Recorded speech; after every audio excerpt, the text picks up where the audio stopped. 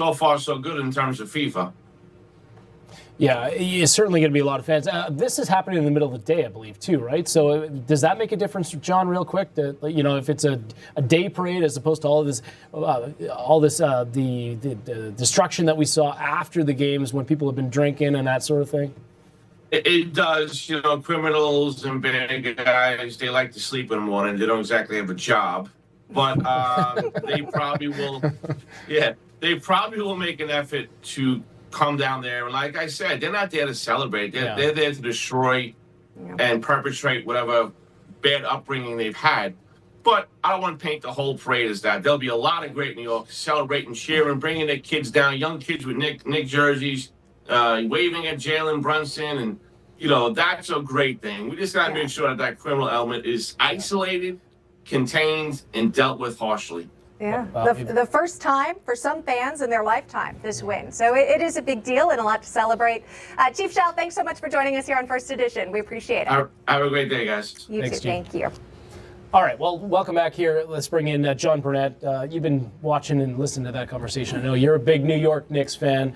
Are you going to turn out for the parade? Absolutely not. What? Why? Why? Because you just heard the chief. I know. He advised his daughter not to go. I know. So John Burnett is not going to go, even though I'm a diehard New York Knicks fan. The thing is, my mind went back to my days at Merrill Lynch. My office window was right on Broadway. If I was still at Merrill Lynch, I'd be able to watch the parade just by looking out my window. But I'll be watching it at home with a lot of other fans because of the element that's on the street. Yeah. The majority of people, I'll assume there are good people on both sides, right? Good fans, but then there are people that will look at it as an opportunistic opportunity and to actually engage in whether it be robbing people, creating violence, and things of that nature. I don't think it'll be quite like Saturday, but you never know. Right. Yeah. If we've got time, we're going to get to more of things going on tomorrow. We'll introduce you to Emma and I, but I want to show some of the Knicks celebrations here if we have them. If not, no problem. But they've been doing the media gauntlet. Did you see OG? He was on GMA, completely spaced out. He was asked a question. Let's see if we can play it real quick.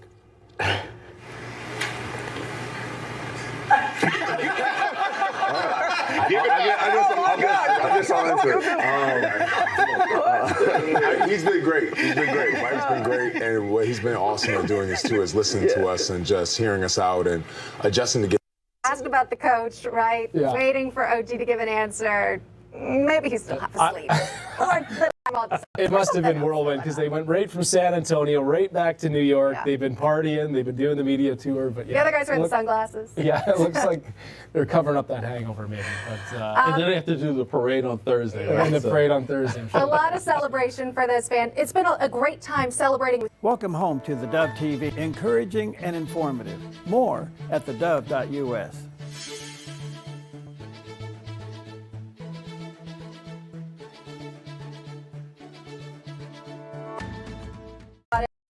Good morning. You're tuned to the Dove, encouraging and informative, helping Oregon, Northern California, Idaho, and Nevada start the day with news and encouragement. This is Mornings on the Dove. Well, to you and happy Tuesday. Welcome to Mornings on the Dove, better known as the Steve Johnson Rehab Hour, right here, ladies. Is that right? I had a little rehab yesterday. Maybe I need a second session, huh? Well, it's just called another cup. And you know what? Today, the official Dove mug. There you go. Yeah, there you go. Got mine. I didn't have that yesterday. You got yours. I got mine. All right, there we go. Anyway, Great. Good morning to you. How you doing down there? Doing great. Doing wonderful. Getting How are hot, you? Hot again? Did it rain yesterday down there? It did rain while we were on the show. Okay.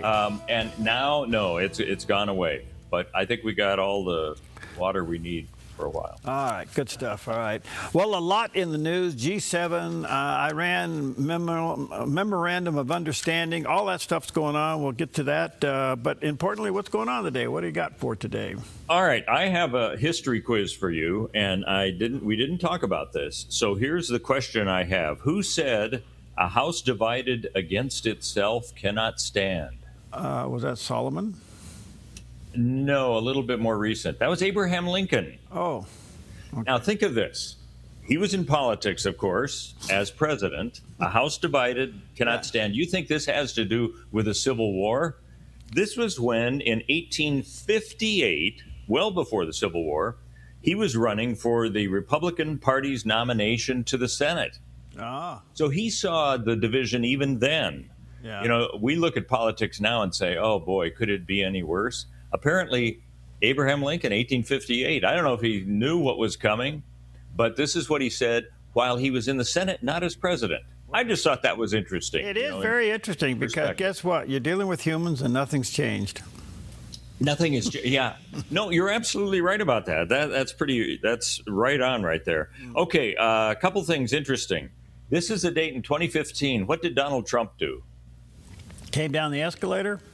Well, see, I think he did, but this is when he launched his campaign. So did he do it on the same day? I think he did. He came down the golden He came down the escalator at the Trump Towers, yeah. So that was 2015, 11 years ago. Wow. Time flies when you're having fun or in politics, I guess. Yes. This is kind of interesting, too. Did you know that there were many different films of The Wizard of Oz? Not just the one that we know about with Judy Garland. 1902, the musical first opened in Chicago. And there was a movie, I think, before Wizard of Oz that we know of. But 1902 is when that started, so people knew about that. And what else can I tell you? 1909, Jim Thorpe made a professional baseball debut for the Rocky Mount of the Eastern Carolina League. They won 4-2. Anyway, just to let you know, Jim Thorpe, it's a name we kind of know about. But I thought a few of those things were interesting, especially the perspective of politics. Wow. House divided can't stand. Do we have a divided house now, do you think? You know, I think the house that's divided and the house that divided the house is divided. And then that one's not, and then what's left of that house is not getting along. There's a few divisions going on there. Yeah, it's been around. You know, it's interesting. What was it? Winston Churchill says democracy is the worst form of government until you realize all the other ones have failed. Leave it to the Brits. Yeah, so that's a good way of putting it. And it's because you're dealing with humans. You know, you're just dealing with humans, and so it's the sin nature, that problem. And there's your perspective on a Tuesday. All right, there you go. All right, let's check out Tuesday weather. Let's see if Alfred's awake this morning. Here's a look at today's weather from Grange Co-op.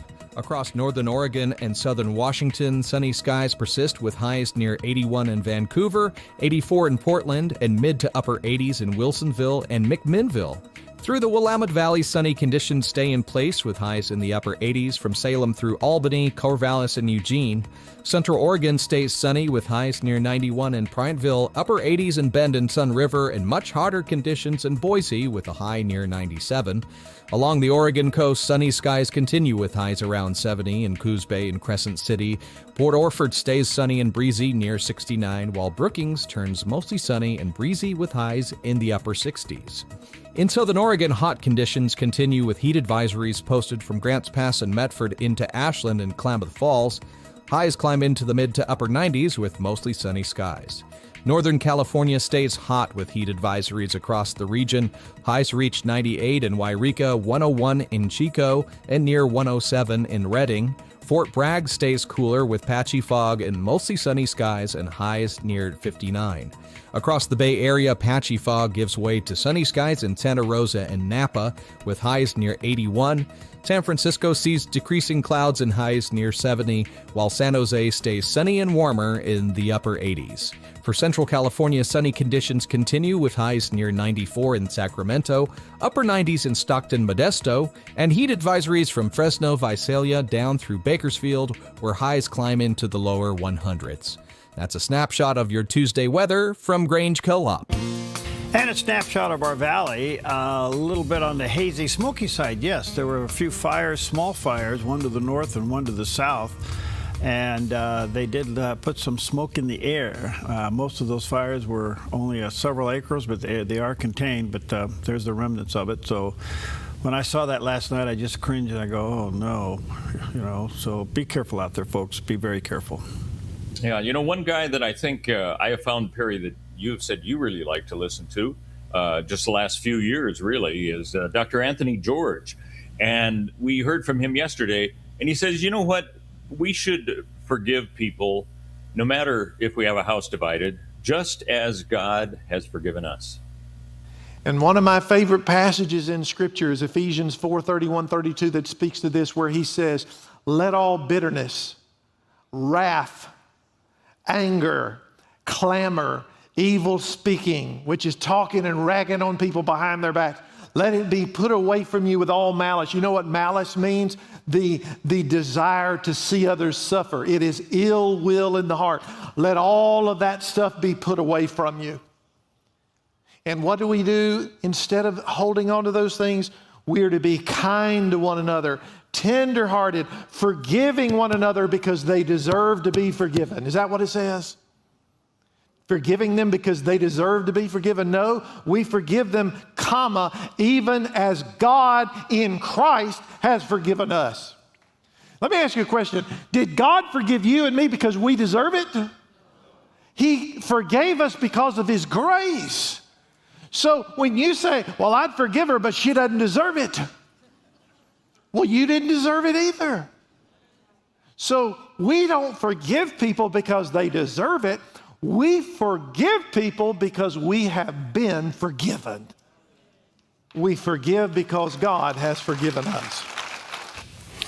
Well, now there's a perspective that we all need to continue to remind ourselves of. Yep. Good stuff. Absolutely. All right, 8 minutes past the hour. Let's take a look at some of the top stories on this day, and there's quite a few of them, but a couple of them, one showed up even this morning, but yesterday there was a B-52 crash taking off there in Edwards Air Force Base down in California. And this is really, really significant. Now, this plane's been around for a long time, and somewhat familiar with it. They used to be stationed, some of them were stationed there at Mayfield Air Force Base when I was flying over Sacramento. This is a big airplane. It's been around for a long time. Something tragically happened, and all 8 on board were killed. Apparently, this was a training exercise, because think about this. A B-52, B means bomber.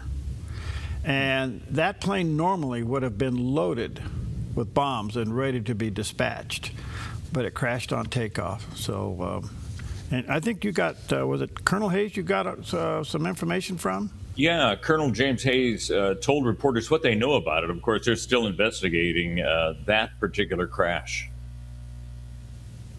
At this point, we don't have any indication as to what the cause was of this. We won't be able to release that information, and we don't have an ability to get that anytime soon.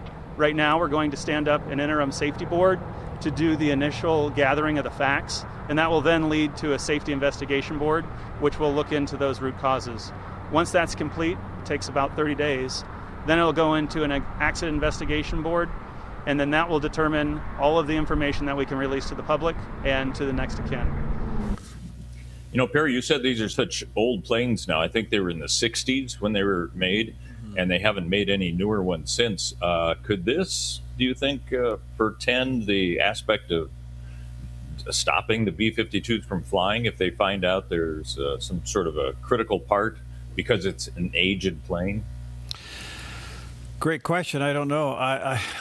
If it's metal fatigue of some sort, the answer would be yes. If it's pilot error, that's another thing. Apparently, it was some kind of a training exercise, and there were non-military people on board. There were people from the company that makes a lot of military hardware for the United States, and they were on board as well. So it was some kind of a training exercise, but it didn't get airborne that far. Something. Right. Something. It could have been a control surface that wasn't working. It could have been a hydraulic line that it didn't allow the control surfaces to work, and it broke, or something like that. Once that plane begins to roll, and you don't have control, it's over. And from what I understand, it took off and immediately started rolling and crashed. And so who knows? We'll have to wait and see. But the other thing is, like I said earlier, normally that plane would have been loaded with bombs and ready to be dispatched somewhere in the world. Well, and the question, you and I talked about this briefly, these were big, huge planes. Yes. The question is, has warfare changed so we don't need these anymore? I mean, I don't know what the answer is. Do you think that's a possibility, or do we need big bombers like this, do you think? Yeah, that's a great question. I think, not knowing all the military strategies and things, this thing was able to put out a lot of bombs. I mean, it looked like it could put out dozens of bombs and drop them and what they call scorch earth, so to speak. The ones that we have today, the more sophisticated, the B-2s, the B-1s, and things like that, they carry bigger bombs. Faster. Remember when we went into Iran earlier and took out the nuclear sites that were underground? They carried those kind of bombs. Yeah. So I don't know where they would play. We're in the world of drones now, and the question is, do we have drone bombers coming our way? Do they need these things? I don't know. That's a great question. This could be the end. I don't know. Well, like you said, it's a good thing it was a training mission if it's going to crash, because this could have been loaded with bombs. Oh, gosh, right? It could have been horrible. But the only thing I'd say, they're big, just a big airplane. They did redo the engines. They redid the cockpit. They went from what they call the six-pack to totally different, what they call glass and computer inside those things. But yeah, I guess everybody's asking why were they still flying an old plane like that? And there's quite a few of them around. When I was flying over Sacramento, like I said, Mather had them, and they would take off and they wouldn't land for 2 or 3 days. Wow. They would have 2 or 3 crews on them, and they would take off and they go to the South Pacific and they do these training runs down there, and they would refuel in the air. They just flat wouldn't land. They change crews and they go down there and they do bombing runs, practice runs and all that stuff. And then they would come back and land. But the only thing I can say is that they're a big airplane. I don't know how efficient they are. I can't imagine they're very efficient at all in today's economy. So they're impressive in the air. Yeah. Oh boy, are they ever? They're really something.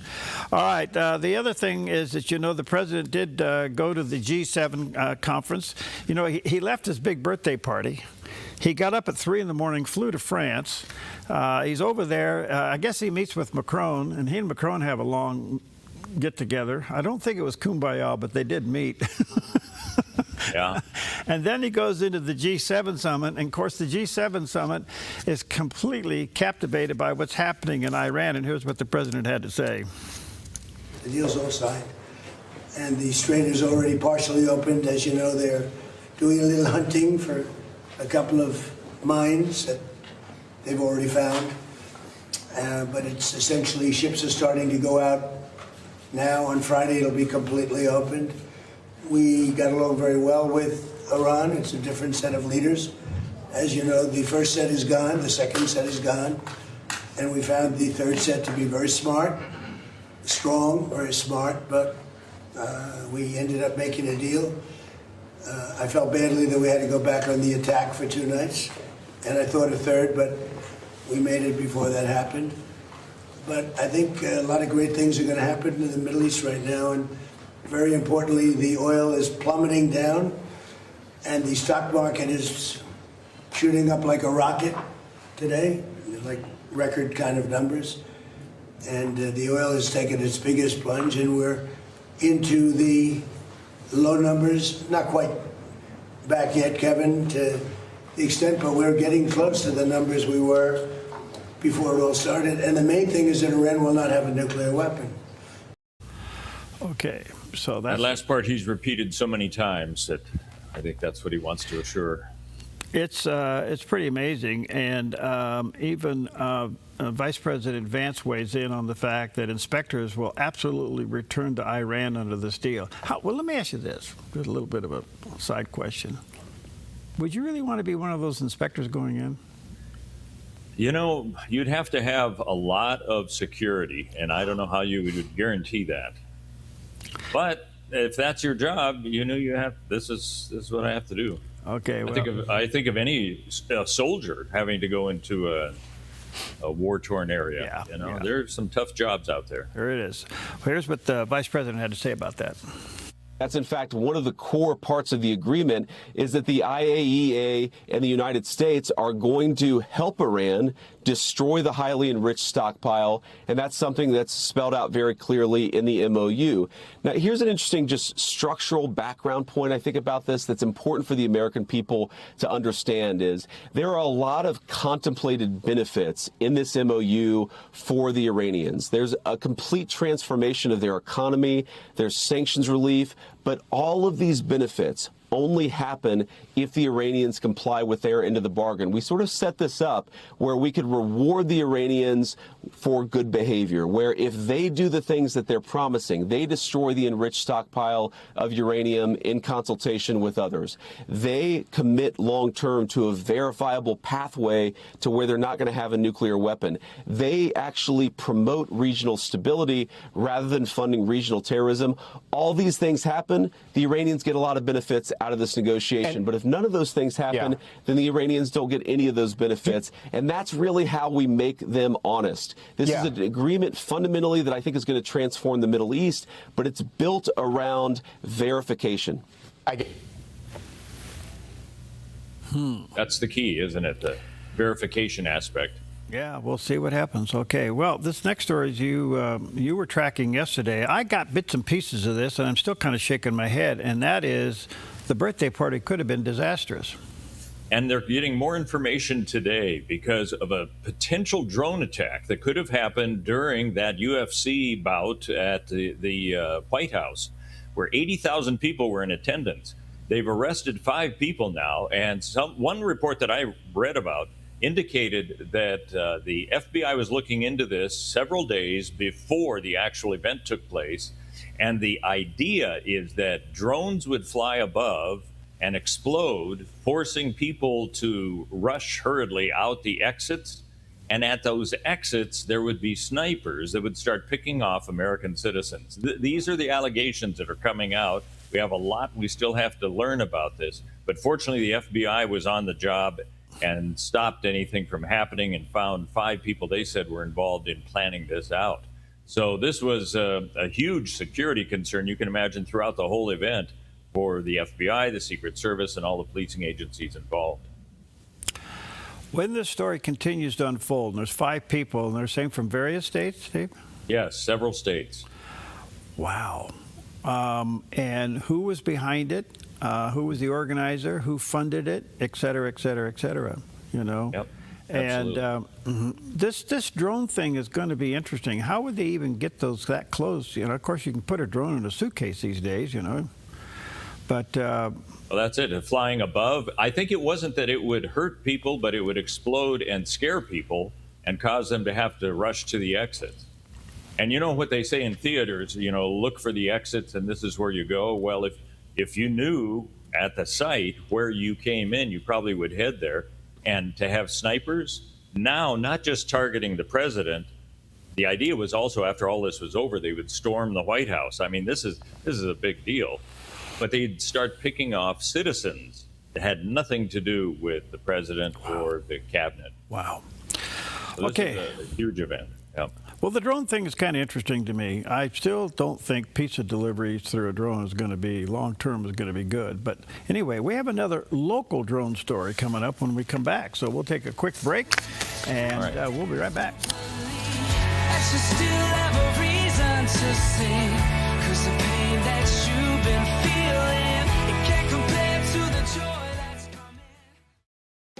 Since 1934, Grange Co-op has been more than just a store. We've been a cornerstone of our community, owned by people like you. We proudly offer top-quality farm and ranch supplies, including our own Rogue feed, as well as workwear, Western apparel, garden essentials, and pet care products. By signing up as a Grange Rewards customer, you not only enjoy exclusive benefits like special offers and 1% back on most purchases, but you also become part of something bigger, a cooperative that you own and help shape. Join Grange Rewards today.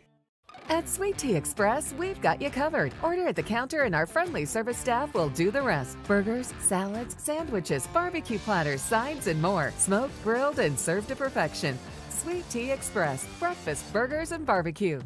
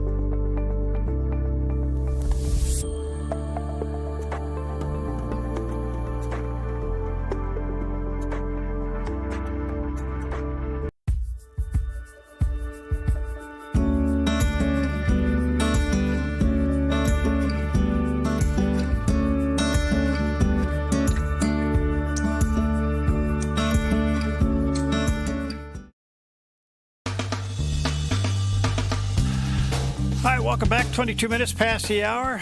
Steve and Perry with you this morning. A lot going on in the news. Steve, now, I don't think you do much gardening down there in Tucson, do you? Well, it's a different kind of gardening. It's called rocks. Well, I have found that there are some great desert plants that don't need much maintenance, and those are the ones to use. I have yet to employ that, but there you go. And lawnmower sales are really slow down there your way, aren't they? Oh, in Tucson, I don't know how many. Phoenix, they have a lot more lawns. We don't much down here. We have rock lawns. Okay, rock lawns. Well, the reason I bring that up, this is quite watchful up here, but apparently Oregon is now having and enjoying an infestation of jumping worms. Jumping worms? Yeah. These are not the normal night crawlers and things that you would find in the ground. The jumping worms are now really causing a problem. They're very wiggly. They actually jump a little bit. But here's the problem. They eat the nutrients in the soil, and when they get done, the soil looks kind of like coffee ground texture. And in the meantime, they have drained the soil of its nutrients that would make things grow. Good grief. I always thought worms were good, but now there's some that are bad. Well, there's a jumping worm, and you can tell when you pick them up, and they taste different. And they taste different than a normal nightcrawler. Okay, I'll take your word for it. So if you have jumping worms in your garden, you may want to remove them, because at the end of the day, they use just the opposite of other worms do, you know, and they... Is this going to be a problem like killer bees kind of were for a while? Yeah.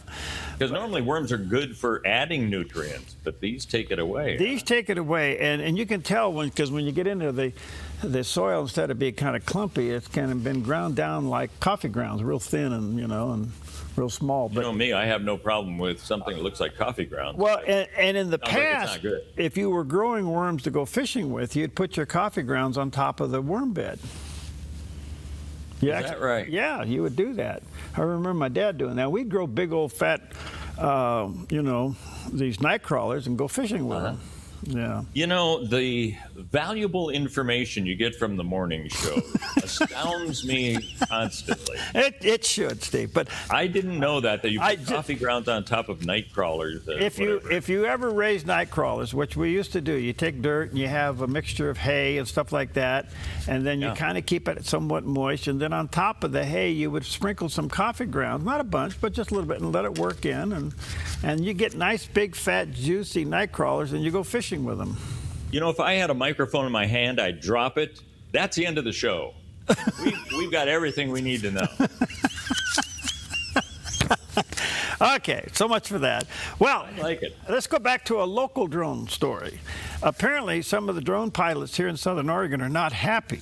It's because more and more cities are coming up with their own drone restriction policies. And such is the case for Central Point. They're decided that this drone thing's kind of getting out of control. And they said now the drones can only operate between 9 a.m. and 9 p.m., that the devices cannot be flown within 100 feet of any residence or building, and that operators aren't allowed to fly their aircraft from any private property, or public right-of-way in the city except for the areas of at least 1 1/2 acres with permission from the property owner or public park designated for that use. So they have the really... question I have, I think they just took away drone delivery. Yeah, they did. But airports have the authority to prevent drones from flying near them. I always thought that was a problem with the Medford Airport. I mean, you've got to be, 5 miles away? That's a long ways away.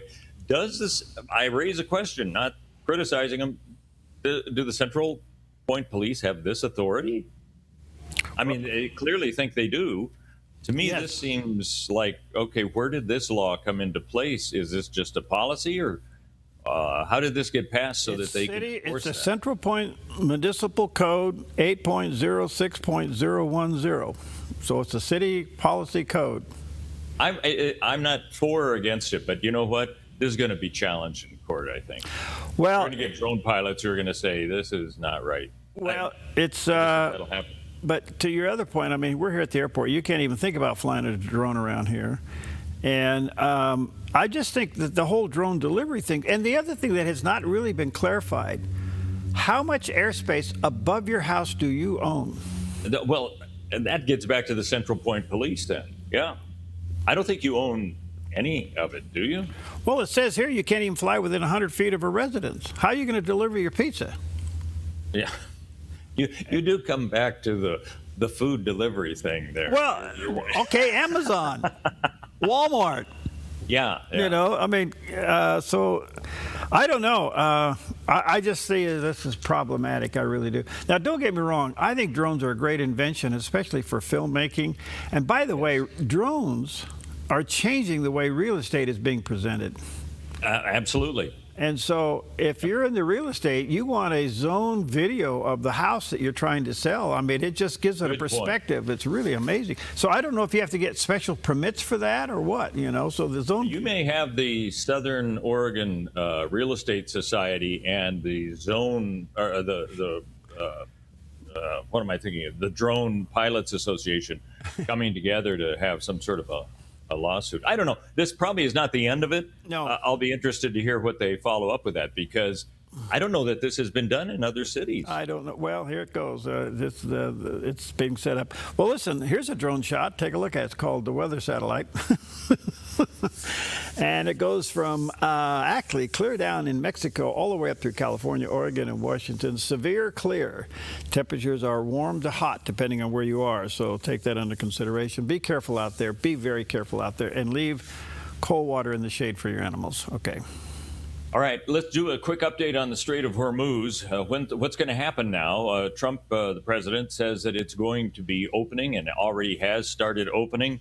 Lieutenant Colonel Tony Schaefer joined Newsmax National Report to kind of break down the reality of what's happening at the Strait of Hormuz. Most of what they have left is harassment at best. And they do have weapons. Don't get me wrong. They were able to down a AH-64 Apache helicopter with a drone. But that was incidental to the secret mission Jody was just talking about. We've been secretly, the 82nd Airborne and the U.S. Navy has been able to essentially set up a rat line, if you will, to use a military term, to help get ships situated and out of the Gulf via the Oman side of the passage. So this has been ongoing. It's still ongoing, and the Iranians can do nothing about it. And I think that's what they're most upset about, is that despite all the bluster and all the threats, we're starting to move oil out, and they can't stop it. It's been a secret mission, and we've been able to blind them largely. Remember, a lot of the strikes that President Trump's been talking about is on the Iranian shoreline, on radars, and on what we would call early warning. So they are effectively blind, as well as limited in what military capacity they have. Can they hit our bases? Yes, somewhat, but not to any degree that's going to cause significant damage that will deter us from continuing the mission and going after their fleet at the current pace we're doing. All right. Well, that's what we don't know. We know they've been damaged. We don't know how much, and so interesting. All right, we'll take a quick break on this Tuesday morning, and we'll be right back.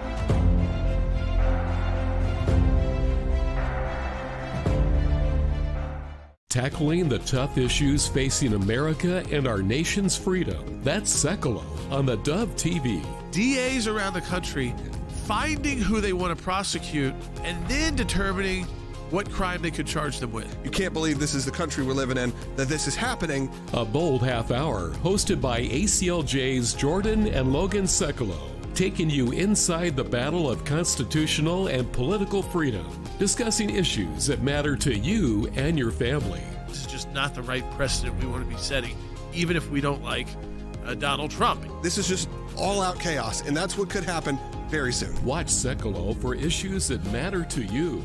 addressing the problems of Christian rights in the workplace, school, the marketplace, and protecting human life. I hope this doesn't have to go all the way to the U.S. Supreme Court. Be in the know with Sekalo. Wednesday, Thursday, and Saturday only on the Dove TV.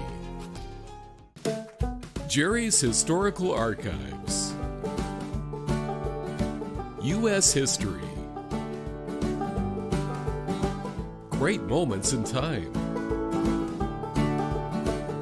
Record breakers.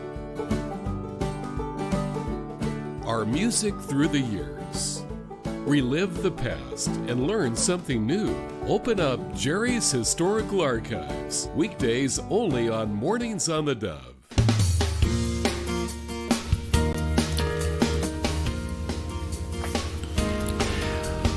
Well, back to what's happening in the Middle East, and of course there's the Israel side of the equation that continues to pop into the news, and rightfully so. Is kind of a rhetorical question, but is a regime change in Iran a good idea, or is it a necessary event? Well, it's an interesting thing because Netanyahu, the prime minister there, isn't so happy with everything. The president, Trump, has said, if Hezbollah is a problem for Israel, why don't we get Syria to rein in Hezbollah? This is kind of a novel idea. I don't know what President Netanyahu thinks of that, but I suppose anybody who can help, he would appreciate.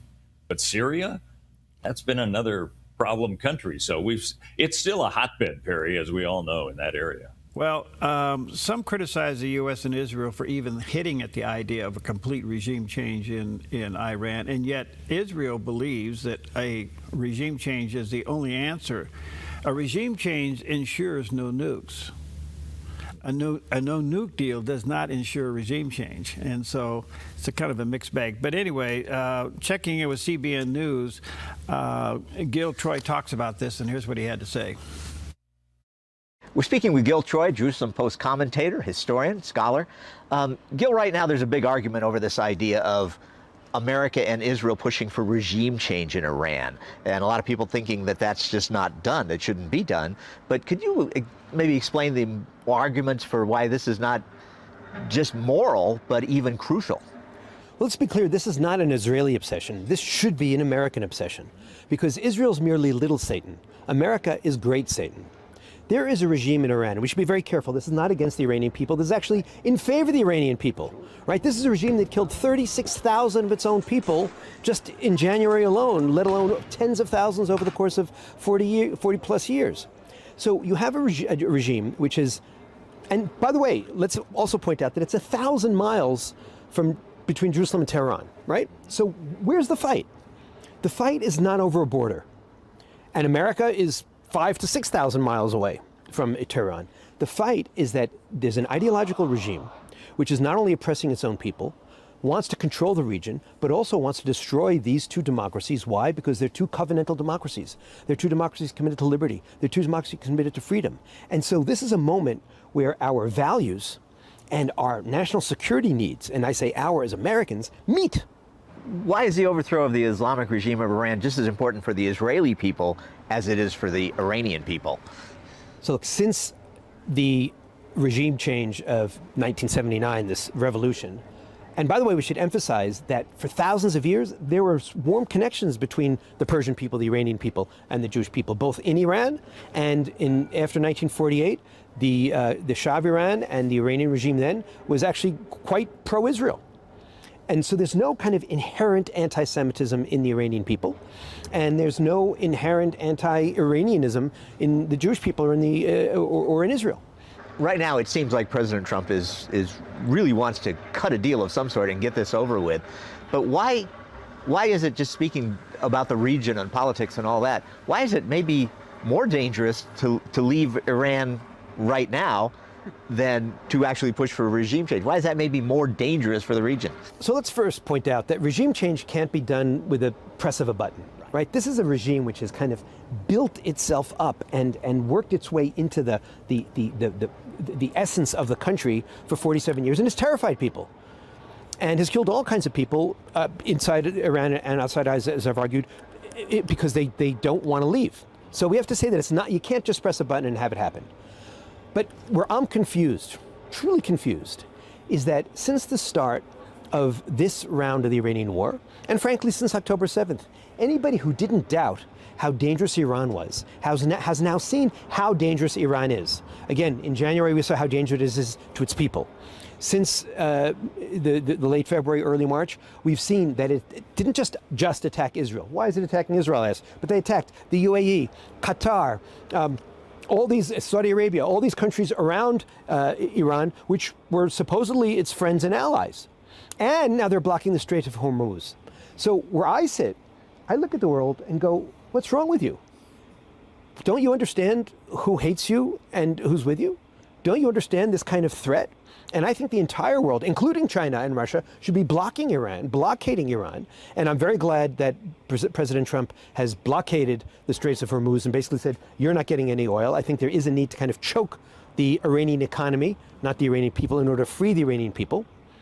And the three most important things have to be no nukes, no ballistic missiles, and no freeing of sanctions that brings billions of dollars back into this, not the people, but this evil regime, which hates America and hates Americanism and hates American ideals. Yeah.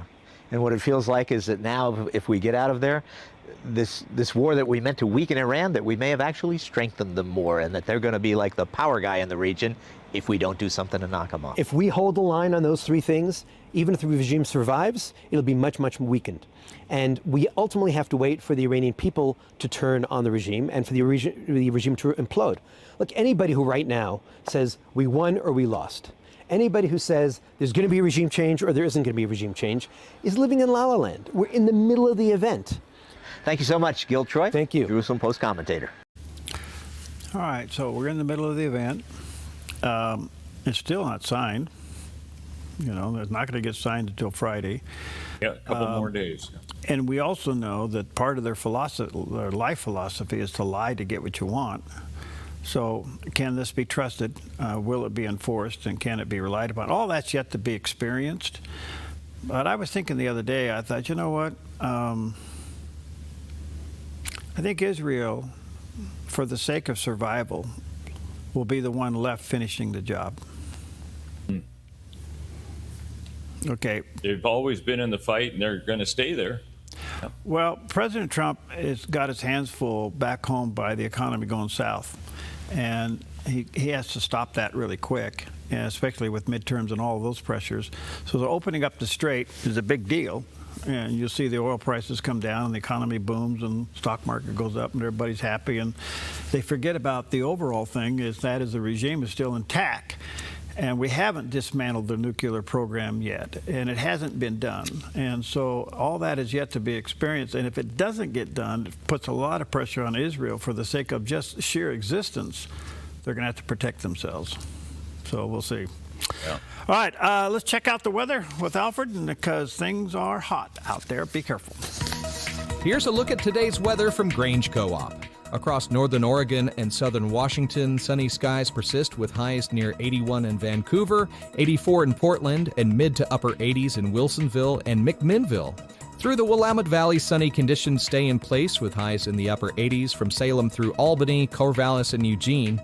Central Oregon stays sunny with highs near 91 in Prineville, upper 80s in Bend and Sun River, and much hotter conditions in Boise with a high near 97. Along the Oregon coast, sunny skies continue with highs around 70 in Coos Bay and Crescent City. Port Orford stays sunny and breezy near 69, while Brookings turns mostly sunny and breezy with highs in the upper 60s. In southern Oregon, hot conditions continue with heat advisories posted from Grants Pass and Medford into Ashland and Klamath Falls.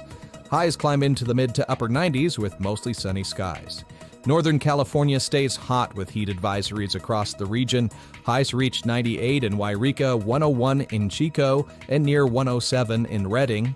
Fort Bragg stays cooler with patchy fog and mostly sunny skies and highs near 59. Across the Bay Area, patchy fog gives way to sunny skies in Santa Rosa and Napa, with highs near 81. San Francisco sees decreasing clouds and highs near 70, while San Jose stays sunny and warmer in the upper 80s. For Central California, sunny conditions continue with highs near 94 in Sacramento, upper 90s in Stockton, Modesto, and heat advisories from Fresno, Visalia down through Bakersfield, where highs climb into the lower 100s. That's a snapshot of your Tuesday weather from Grange Co-op. And a snapshot of our backyard. Still a little smoke left over from small fires yesterday. So they got those under control or put out, so that's good. But that is also the makings of a hot day. Be careful out there. You know, one of the video channels I like to watch on YouTube is Jay Leno's Garage. He always has interesting cars and interesting people to talk to. I don't know if you've noticed it, but Joe and Jill Biden seem to be back on a character building tour. They're trying to rebuild their image with the American public. Yeah. Jill on some of the talk shows, well, Joe, former president, decided to take that, I guess you'd call it infamous Corvette that was parked near all those documents that he had shoved into his garage that was possibly illegal. It's a beautiful Corvette. It's nothing against a Corvette, but it sure is recognizable. And they went for a ride and talked about some of the cars that they've owned in the past. So what was your very first car? My dad didn't want me to have a car before I was 18 years old. Right. I went to a school that was, when we moved, the school I went to was on a school bus, a half-hour drive. All right. And my dad said, okay. And he got me a used, I think it was a 54 Studebaker, ugly as hell. Oh, yeah. But it had a big engine in it. Well, that's right. That would have had a 289 overhead valve. And so it was ugly as hell, but I used to be able to take a lot of guys in fast cars. They'd pull up and go outside, go.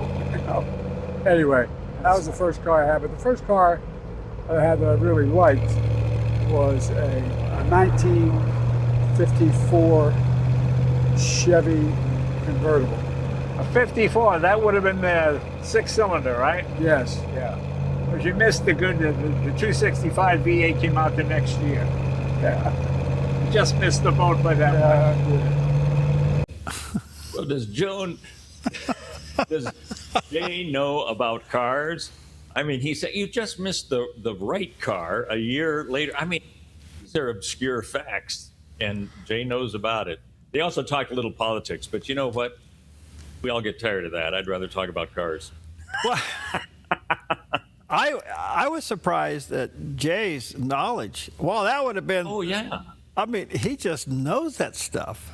Yeah, this was not practiced. You know, it was just tell me about your cars. And, oh, yeah, that had the in it and this and that car. What is fascinating is in some of that video, if you watch it on Jay's page, security. There are FBI Secret Service agents all over the place in motorcycles with lights flashing. Yeah.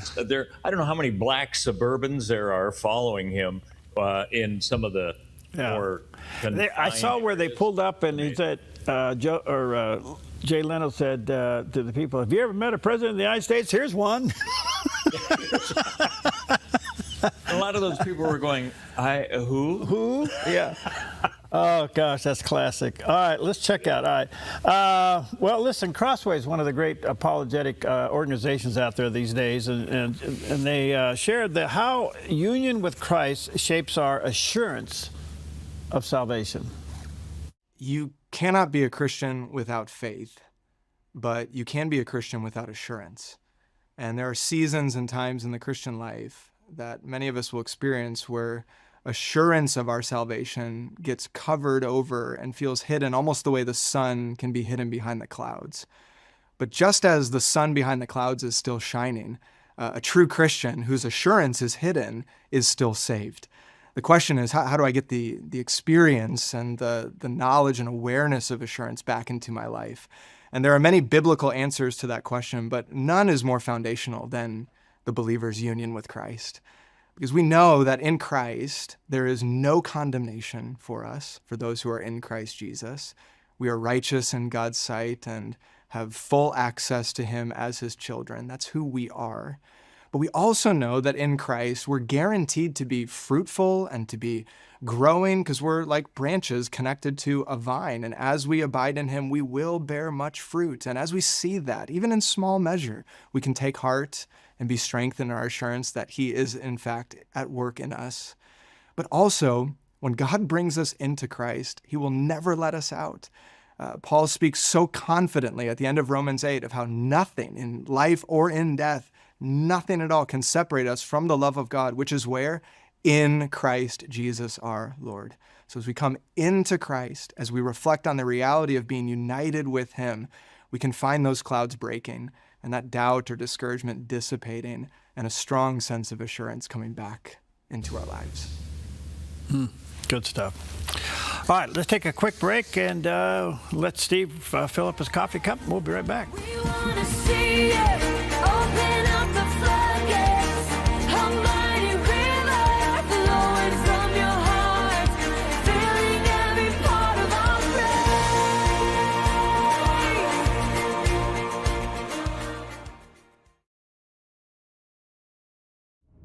When life feels heavy, your body feels it, your mind feels it.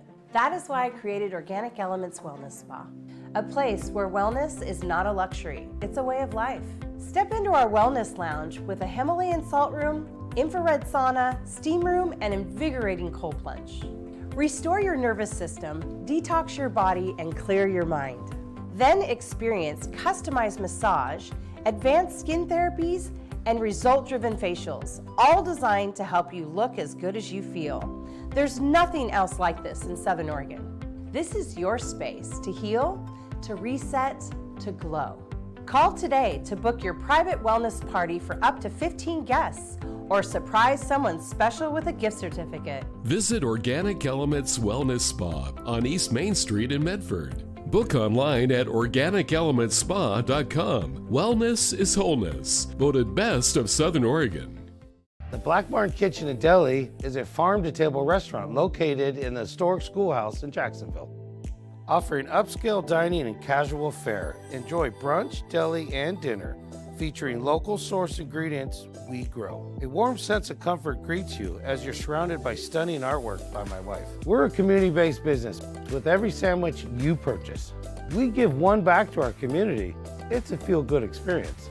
Come visit the Black Barn Kitchen and Deli in Jacksonville. This little light of mine, I'm gonna let it shine, gonna let it shine. This little light of mine, I'm gonna let it shine. This little light of mine, I'm gonna let it shine, gonna let it shine. Oh, shine.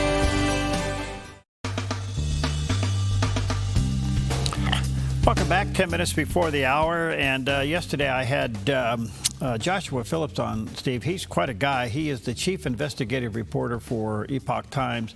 He was the #1 guy exposing COVID and the Wuhan lab back when COVID was changing all of our lives. Anyway, I did ask him about the deal with Iran, and will the people of Iran accept this deal if, in fact, we make a mistake and leave the regime in place? And here's what he had to say. And that has been part of the criticism from the Iranian people, actually. And Israel has been kind of on that too, although I think more in a cautious way. For the Iranian people, what their experience is, they went on the streets, they protested, they got massacred. The regime actually went to the hospitals and then killed people while they were in the hospitals. Right. And then even tracked down family members and so on, tracked people down and killed them as well. And so there's really kind of a domestic, a democide going on against people who don't support the regime. Then you have the issue of large-scale censorship, information control. Is the United States, do we do business with countries like this? Normally we sanction countries for abusing human rights like this. And so it does raise kind of an ethical question on what does America stand for, on that front. But also, even for the Iranian people, will they feel betrayed? Will they feel abandoned? A lot of them did believe that that maybe they were going to get their country back, and that's not really happening right now. And it should be noted too that for Iran, a lot of Iranians in the U.S. they don't call themselves Iranian; they call themselves Persian. The reason they do that is they do not recognize the legitimacy of the Iranian regime. Prior to '79, many would say that Iran was a Western country in terms of culture, in terms of the way of life, in terms of what their experience was. And so they're not like some backwoods kind of, tribal, like Afghan type country. They're a little different culturally. So, we'll see what they end up demanding in the end. Yeah. They don't get the country back. You got to ask yourself, what did we do here? Yeah. So interesting perspective. Yeah, Kenneth Abramowitz will be back with us. He's the author of Multi-Front War, and I think he'll have his perspective on this. And I can tell you in advance, he'll say this: you're dealing with a death cult. Don't trust him. Well, speaking about what's happening with Iran, Lieutenant General Keith Kellogg was on Mornings with Maria to discuss the president's reported peace deal. We've got, 4 days and counting, or less than that even right now. He says we've got to give credit where credit is due. Look, give full credit to President Trump on doing this and actually shutting down Iranian's nuclear program, because presidents before him always talked about it, but they haven't done anything about it. And then even yesterday on some of the programs, you had people talking about it in a negative manner. Look, the Joint Comprehensive Plan of Action, better known as the Iran Nuclear Plan, was set up in 2015, but it had sunset clauses. And right now, some of those clauses would have expired. You could never snap back sanctions after 2025 if they had developed a nuclear device or enriched uranium. So by doing what he has done, he's prevented a 10th nuclear nation. There are 9 nuclear nations out there. You handle a nuclear nation much differently than a non-nuclear nation. So give him full credit for that, and people need to really understand what he's done. The regular people out there on the street need to understand what he has done.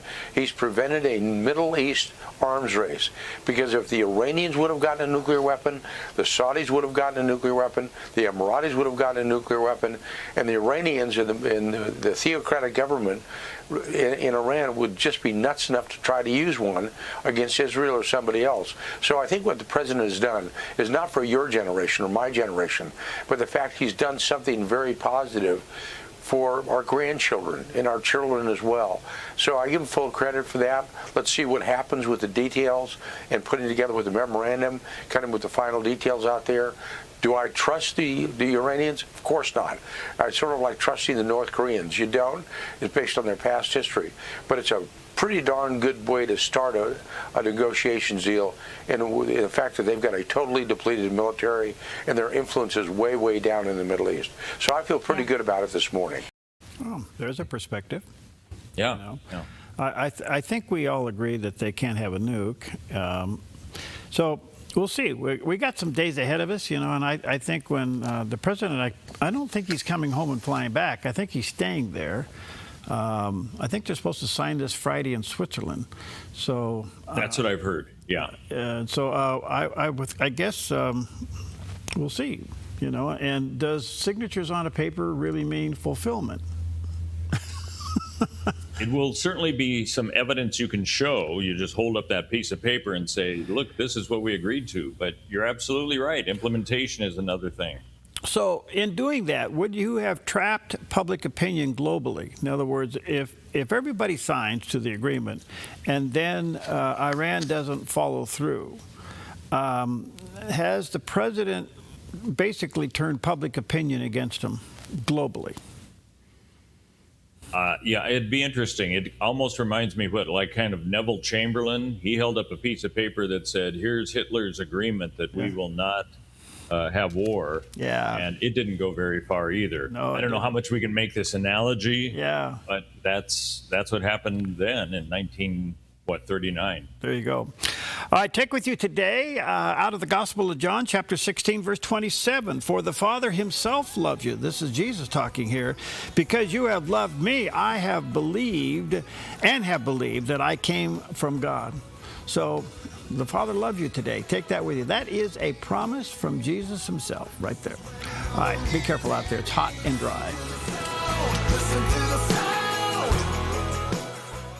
Applegate River Golf and RV Resort, a pristine 9-hole course alongside the Applegate River. Their clubhouse offers a golf simulator experience. The RV Resort is adjacent to the golf course with convenient pull-through parking. Applegate River Golf and RV Resort. Information at applegaterv.com. The Salvation Army fleet of vehicles is critical to providing essential services in our community, from picking up food for our food pantry to taking kids to camp and youth programming. We rely on Kelly's Automotive to keep us on the road so we can continue to provide the needs of our community 365 days a year. We can't do that without our fleet of vehicles in Kelly's Automotive. Come fall in love with Northridge Senior Living, where contemporary sunlit interiors meet old world elegance. Walk through our lovely hallways and enjoy the fun staff-led activities. Forge lasting friendships with other residents and our exceptional caregivers. Dine in style. Gather near the fireplace under breathtaking chandeliers. Our reasonably priced apartments are spacious with private balconies. Northridge is Christian-owned and operated, pet-friendly, and only 2 blocks from Asante Rogue Regional Medical Center. On-site, in-home care is available. We also offer senior adult daycare. Your loved one can spend the day with us and the evenings with you. Northridge Senior Living, your home.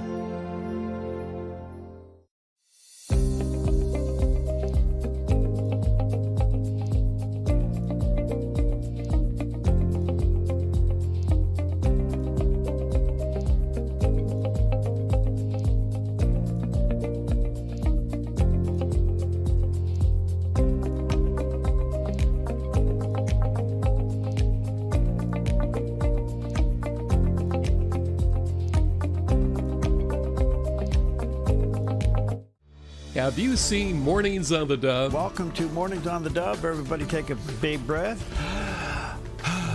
North Korea and South Korea were trying to warm relations. Well, it ended up a little too hot, I guess. This guy is over the top. They said it's one of the most advanced fighter aircrafts in the world. Jesus willed that his own executioners keep on living, and that's astounding. What mercy. Wake up to information. Mornings on the Dove, weekdays. Alex McFarland Ministries, Tuesday, Saturday, and Sunday on the Dove TV.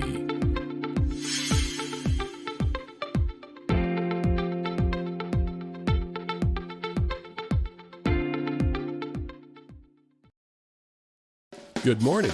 You're tuned to the Dove, encouraging and informative, helping Oregon, Northern California, Idaho, and Nevada start the day with news and encouragement.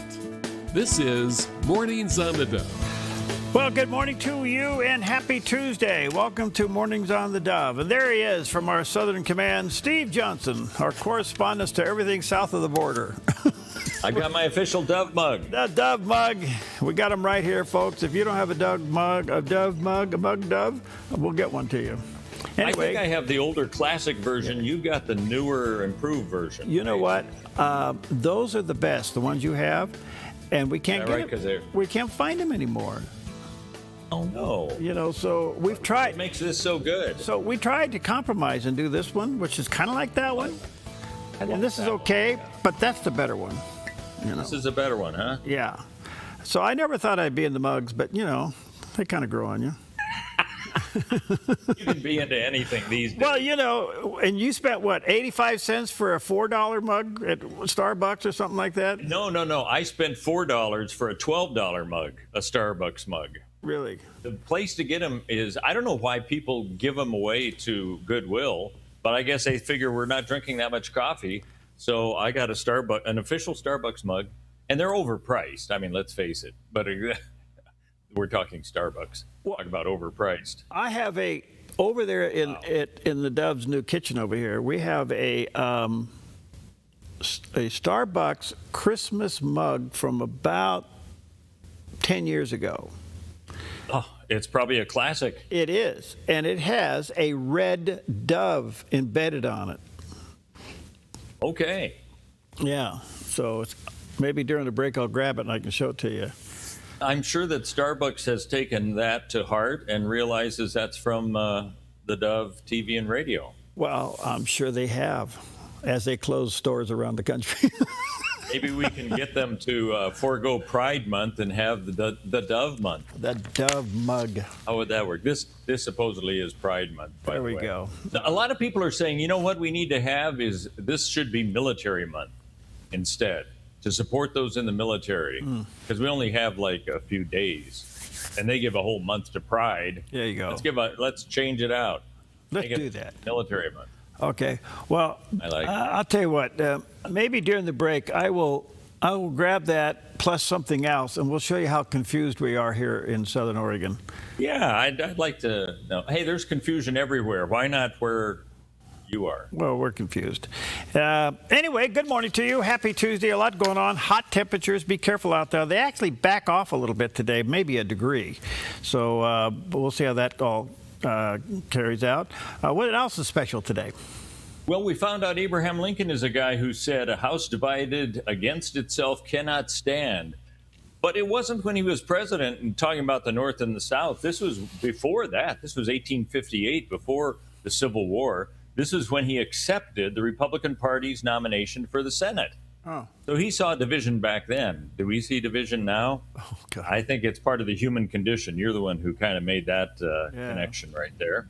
It's also a couple things that are interesting. Wizard of Oz. We think of the movie from the 1938? Scott would know. I think it's that. That's not the only time the Wizard of Oz was a part of our history. 1902, the musical, the Wizard of Oz musical, first opened in Chicago. And there was one other thing, too, that happened. Donald Trump in 2015 launched his campaign for the Republican nomination of president at the Trump Tower. So this is when he went down the golden escalator right there. 11 years ago. Time flies when you're having fun. Wow. Look what's transpired since then. Oh, boy. Okay. Well, there is something else today. We always like to bring... Oh, it's Fudge Day, too, I heard. Yes, we like fudge. I don't know what that means. What does that mean? Do you like fudge? I do. Was fudge invented on this date? We'll go with that. Okay. And we'll say the Swiss invented. Well, no, they always have Donut Day. They have, They have all these various days. Well, today is Fudge Day, and I don't know if you like, peanut butter fudge, you like chocolate fudge, you like it with marshmallows in it, you like it with nuts in it. How do you like your fudge? Well, along with a cup of coffee, it really doesn't matter to me. I'll take the caramel fudge. That's really good. Okay. Sure, why not? Well, today is Fudge Day, so go enjoy some fudge. Don't leave it outside; it'll melt on you. So, all right. Well, it's a lot going on in the news. We'll get to that, but the weather is quite warm. Take a look. Here's a look at today's weather from Grange Co-op. Across northern Oregon and southern Washington, sunny skies persist with highs near 81 in Vancouver, 84 in Portland, and mid to upper 80s in Wilsonville and McMinnville. Through the Willamette Valley, sunny conditions stay in place with highs in the upper 80s from Salem through Albany, Corvallis, and Eugene.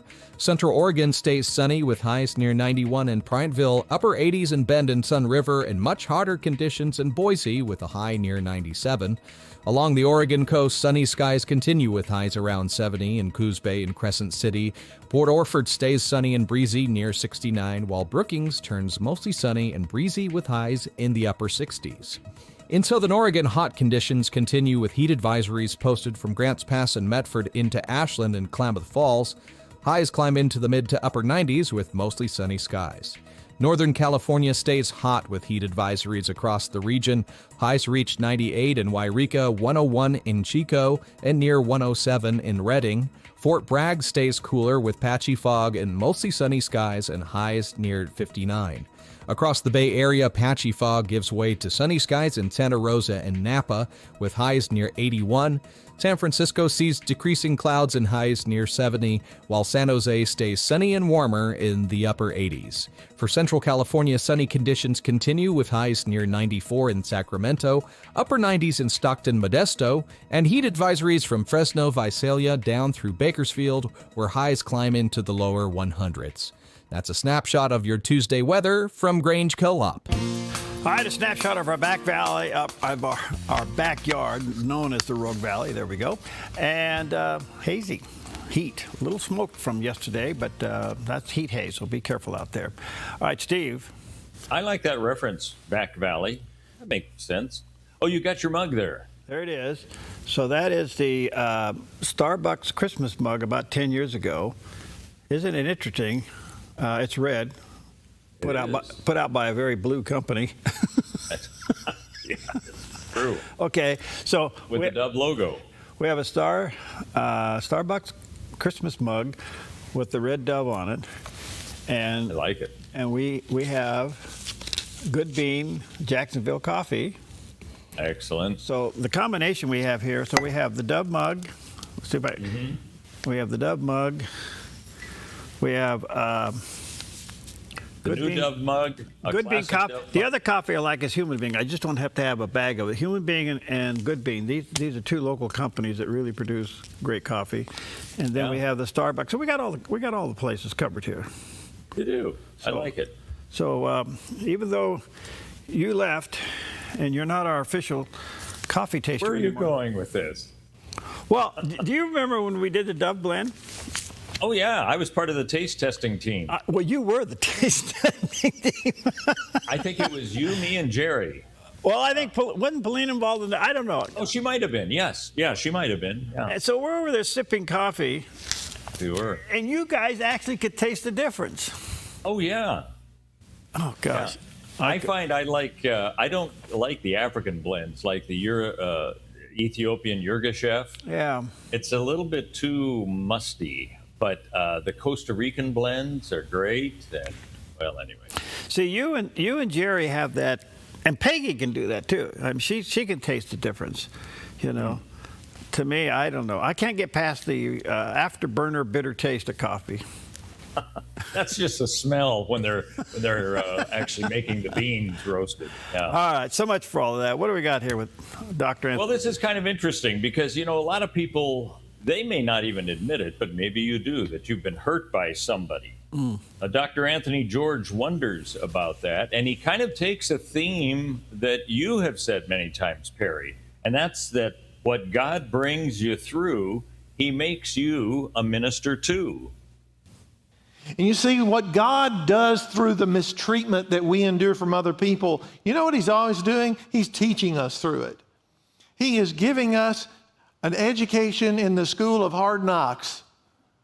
There are things you learn through being hurt that you would not have learned through any other way.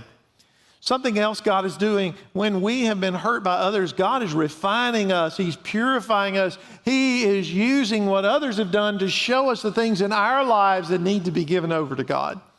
Something else he's done is the more you've been hurt, would you agree with me, the more sensitive you are to others who are hurting?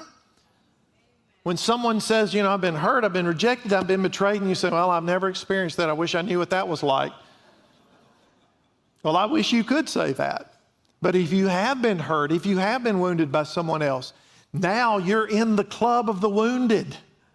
Now you've got your union card. Now you've got your membership credentials, and now you can be sensitive and attentive to other people who've been hurt by the people on whom they counted and in whom they trusted the most.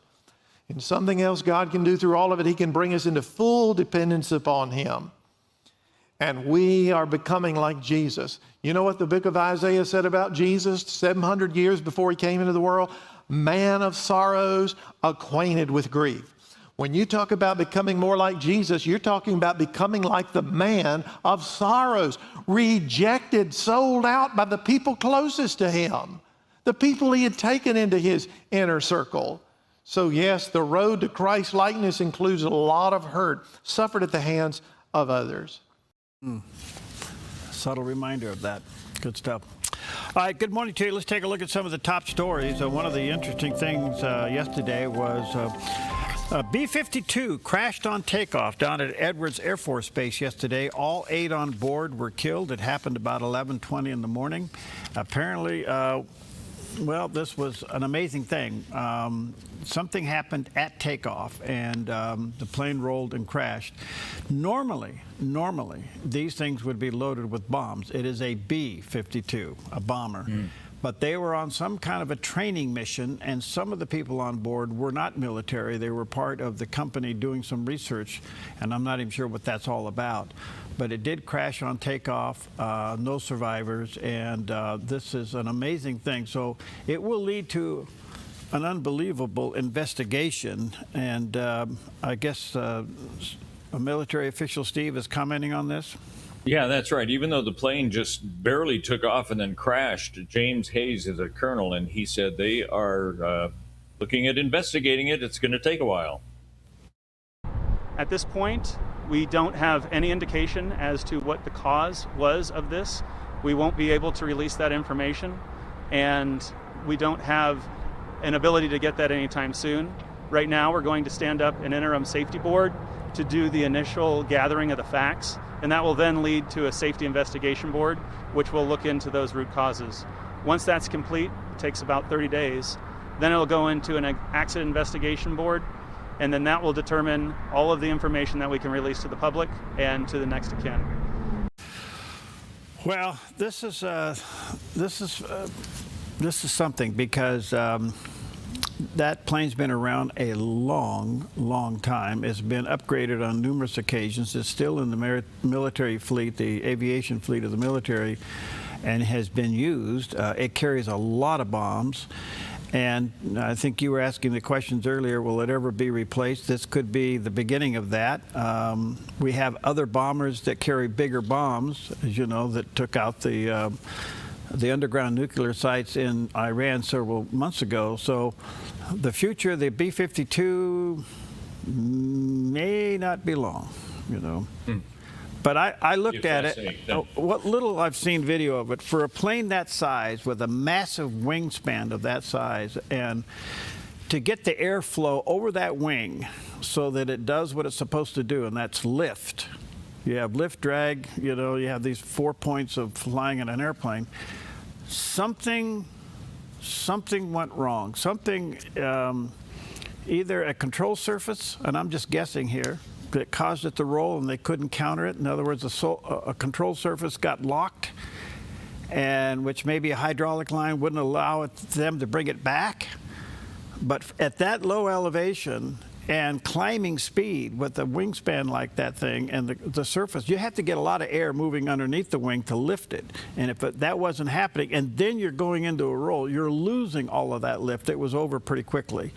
So, and you wonder if heat plays a role into that, because there is higher temperatures, and I know it has to get really, really hot, but at Phoenix Sky Harbor Airport, they have sometimes said planes will not be leaving because they can't get enough lift. Yes. So I don't know if this played a role in that or not, but it's pretty hot down there at Edwards. All the above, and thank God it wasn't loaded with bombs. That could have been absolutely horrific. Well, in the meantime, the president goes from his big 80th birthday bash at the White House. He catches a plane at 3 o'clock in the morning. Well, Air Force One, his plane.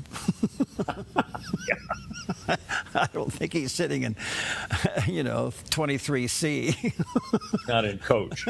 No.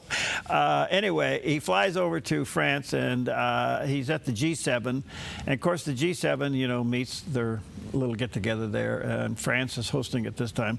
But he spends quite a bit of time with France President Macron, and they're talking about a variety of things. And, of course, Iran comes up, and here's what the president had to say. The deal's all signed, and the strait is already partially opened. As you know, they're doing a little hunting for a couple of mines that they've already found.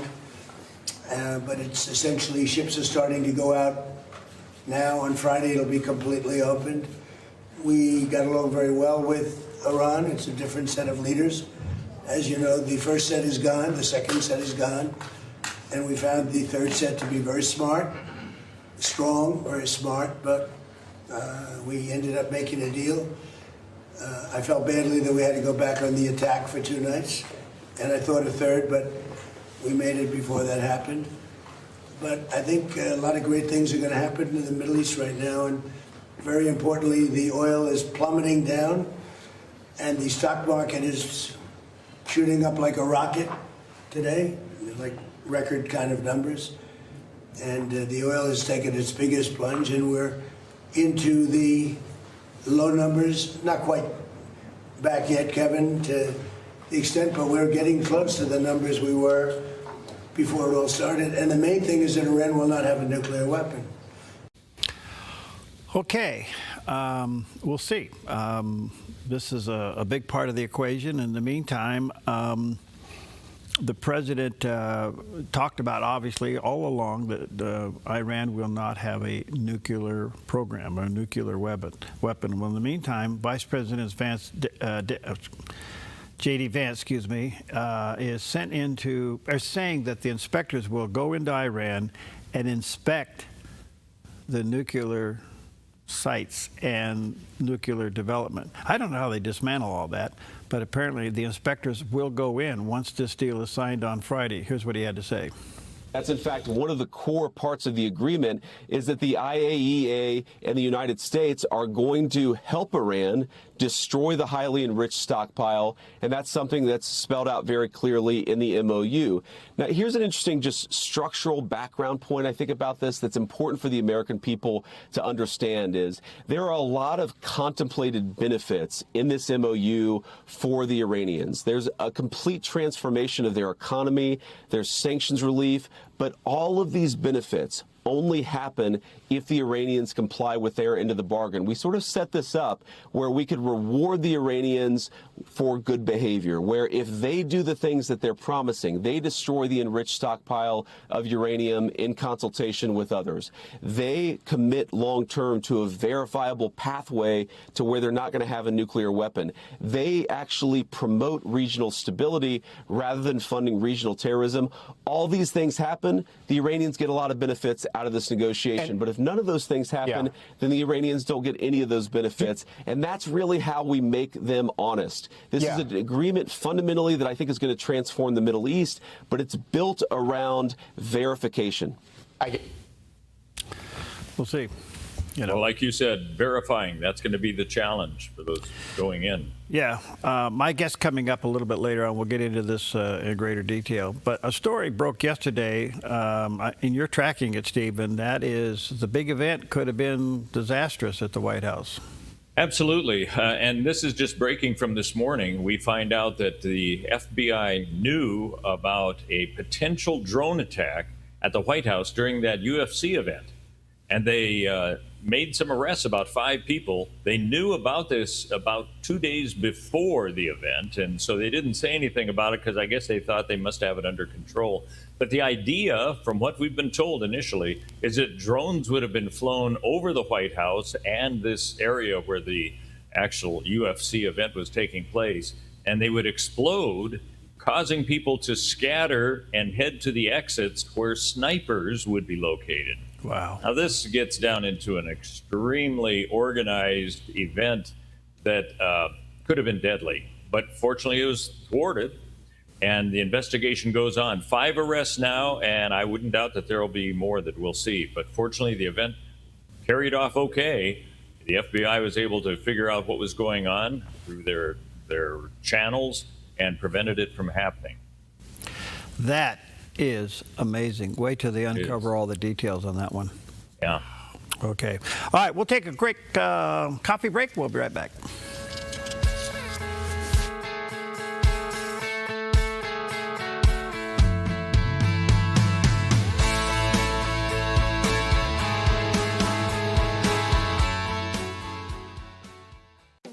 Since 1934, Grange Co-op has been more than just a store. We've been a cornerstone of our community, owned by people like you. We proudly offer top-quality farm and ranch supplies, including our own Rogue feed, as well as workwear, Western apparel, garden essentials, and pet care products. By signing up as a Grange Rewards customer, you not only enjoy exclusive benefits like special offers and 1% back on most purchases, but you also become part of something bigger, a cooperative that you own and help shape. Join Grange Rewards today. What if the school you chose shaped who your child becomes forever? At Rogue Valley Adventist Academy, every lesson begins with purpose. We are a pre-K through 12th grade private school built on one mission: to educate, mold, and inspire service through a personal relationship with Jesus Christ, where students find their voice through music. Build tomorrow's solutions in our makerspace. Compete with heart and integrity on the court, and prepare for real life every single day. RVAA is a safe, student-centered community where every child is known by name, not just a number. From pre-K through 12th grade, your child will be challenged, supported, and loved. Enroll now. Openings are limited. Visit rvaa.us or call 541-773-2988. Rogue Valley Adventist Academy, located in Medford. Join in and stand out. This little light of mine, I'm gonna let it shine, gonna let it shine. This little light of mine, I'm gonna let it shine. This little light of mine, I'm gonna let it shine, gonna let it shine. Oh, shine.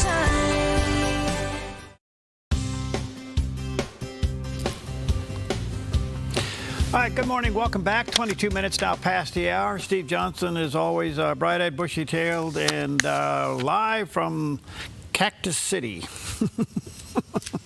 I have them. You do them?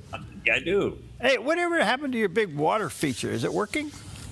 I have one that has yet to be completely organized. Okay. Not done yet. It's a fountain. Okay. And do you still have those little pigs running around down there? Javelinas. Javelinas, yeah. I don't have them. They do run around.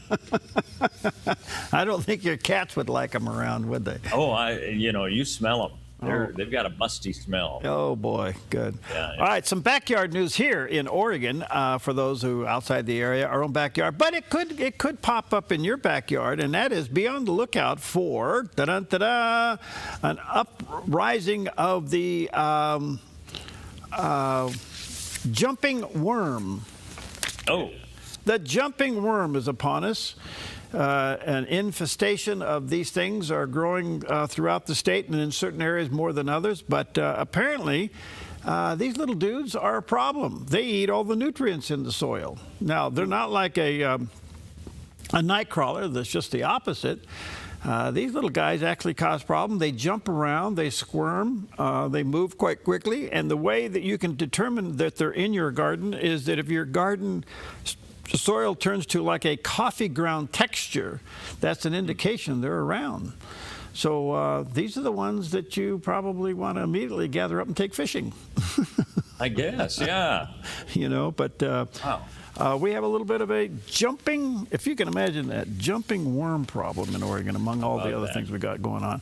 All right, back to drones. Our own backyard here, literally our backyard. The Central Point municipality has put out a new code. It's called 8.06.010. And what does that mean? Limiting the operation of drones. Yes, apparently it's a problem, and some of the drone pilots are not happy with this. And it started with a Facebook post from the Central Point Police Department on International Drone Day, alerting residents to the rules of the city municipal code around drones. And here's what it is. Drones can only be operated between 9 a.m. and 9 p.m., that the device cannot be flown within 100 feet of any residence or building, and that the operators are not allowed to fly their aircraft from any private property, public property, or public right-of-way in the city, except from areas that are at least an acre and a half with permission from the property owner. That pretty much does away with drone deliveries. I have no dog in this race. So I just look at this and I go, you know what? I wonder if the authority isn't a little superseded there, because you mentioned how much does a policing agency like this have control over airspace? This has been a concern, I think, for a lot of policing agencies, and I think this still has yet to be figured out, because what about the height over something and height over your house? You mentioned that. That's a big concern. I know that we've seen before where a developer in New York City will say, I want to buy this little house that's in the way of my huge building. And then they build a building kind of over the house, you know, the airspace. So that has been done. But I have a feeling there are some questions here. And you mentioned, and I think this is valid, a lot of real estate agents want to have drone footage of the house they're selling. And this could very well prevent that. So will we see this in court? Well, there is concern that the ordinance does contradict itself, so we'll have to wait and see how it. I mean, how do you operate from 9 to 9 and then all of a sudden you can't operate? Well, and how did you get the authority to enforce that? That's interesting. Did the legislature do this, or is this just a police policy? So I just think that there's some questions that have to be figured out. This is city, so it would be enforced by the local police. Yeah. But here's the thing. I really think that drone thing, to your point, it needs to be figured out. There are a couple of questions. How much airspace over the house do you own? I can't get the answer to that. I mean, yeah, right. Okay. Yeah. If somebody violates that airspace, what is the consequences of that violation? Okay, I don't know. And doesn't the FAA get involved in that? Well, the FAA, not a local policing agency. You cannot even think about flying a drone around the airport here. So I think I don't know what the 5-mile radius or whatever it is, which is pretty much all of Medford and Central Point. Well, you know, the other thing is that they still want to push home delivery with drones, and I just don't see it happening. I really don't see it happening. I think that you're going to have them colliding into each other, and they'll say, "Oh well, they can put GPSs on them and all this stuff." If there's a pizza flying by in my space, do I have one of those guns that shoots a net up there, grabs it, and I get the other guy's pizza? And is it your pizza? It was in your airspace. Well, I don't know. All right, so much for that. Let's check out Wall Street on this Tuesday morning. And thank you, Preston, over there at Smart Lawn. If you're smart, you won't have to water it because you don't need to water a Smart Lawn. The Dow is still happy this morning. It's up at 239 points at 51,900. The Nasdaq is up 46, almost 47 points, and the S&P, which drives everything, up to almost 3 points. So good solid green ink at the ringing of the bell this morning, and things are happy over there. Gold is up to $43.60. Silver's back up to $70, and crude oil's down to $78.34 a barrel. So everything's going in the right direction. We'll see how this runs out the rest of the week, and especially after Friday when the MOU gets signed. Absolutely. Well, speaking about that, former Trump senior economic advisor Steve Moore reacted to the whole stock market soaring from the Iran ceasefire, and he made these comments on Newsmax's America Agenda show. It's obviously great news that we have this peace deal with Iran, but also let's not forget we have the biggest IPO in the history of the world on Friday with hundreds of billions of dollars of new wealth created, and we have 2 more big IPOs coming up in the weeks or months ahead with Anthropic and with OpenAI. So this is an economy that really is cooking right now. And the only thing that was really holding it back for the last few months was this Iran situation and the high price of oil. Now, I think, look, it's going to take a while for the price of oil to get back down to, say, below $3.50 a gallon because there have been supply disruptions that have to be reopened. A lot of countries have to replenish their reserves because they've been depleted because of the long situation where the straits were closed. So I anticipate by the end of the summer, we'll be seeing gas at closer to $3 a gallon, and that's like a tax cut for the American consumer. Look, we got a 4% inflation read last week for the month of May. I think you're going to start to see it come down pretty quickly to that 2% target, and hopefully lower than that. Let's get it down to 0. How would that be? A 0 inflation rate, which I think Americans would love to see. Remember, food prices have been rising a lot. Well, I don't know if either of you have been to the grocery store and tried to buy hamburger or meat or beef lately, but those prices are high too. That's right. But that's also been a result partly of the Strait of Hormuz. All the fertilizer and goes through that as well. So we will see. I'm going to make a prediction to you that we will see that 4% growth inflation rate go down to below 2%. I think we're going to see $3 to $3.50 a gallon gasoline, and we're going to continue to see a booming stock market. I mean, we are the alpha male economy of all the industrialized world right now, and that's thanks in no small part to Donald J. Trump. I like that perspective, the alpha male economy. I thought you'd catch that. Yeah. All right, well, we're going to take an Alfa Romeo break. We'll be right back. Alfa Romeo? Yeah.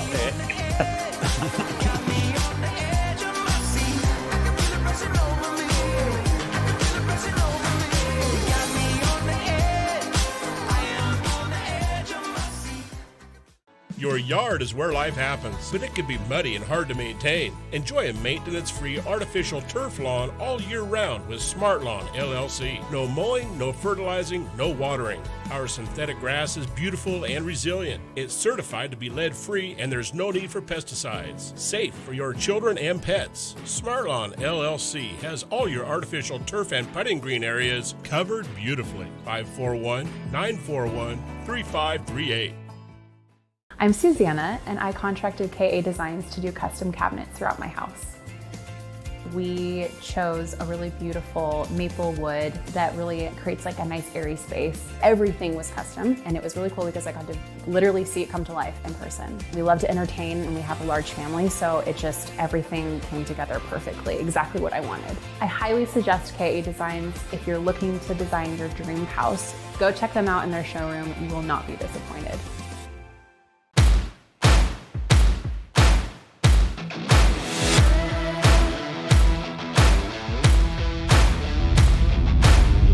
Men of Southern Oregon, please join us for our next Game Changers, June 27th, with Eddie Penny. He's the author of Unafraid. He was on SEAL Team 6. He's got a thriving ministry and podcast. Can't wait for you guys to hear his story. He'll be in Grants Pass, June 27th, 6 p.m. That's the time of our event. The meal will be at 5 p.m. Please join us June 27th with Eddie Penny at the next Game Changers. Register online at GameChangersNorthwest.org. See you then.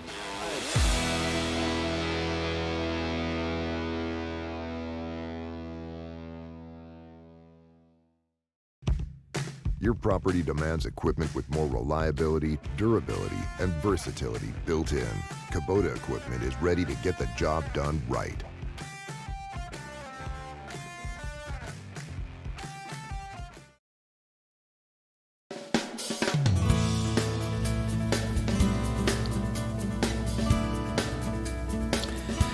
Okay, welcome back. Happy Tuesday to you.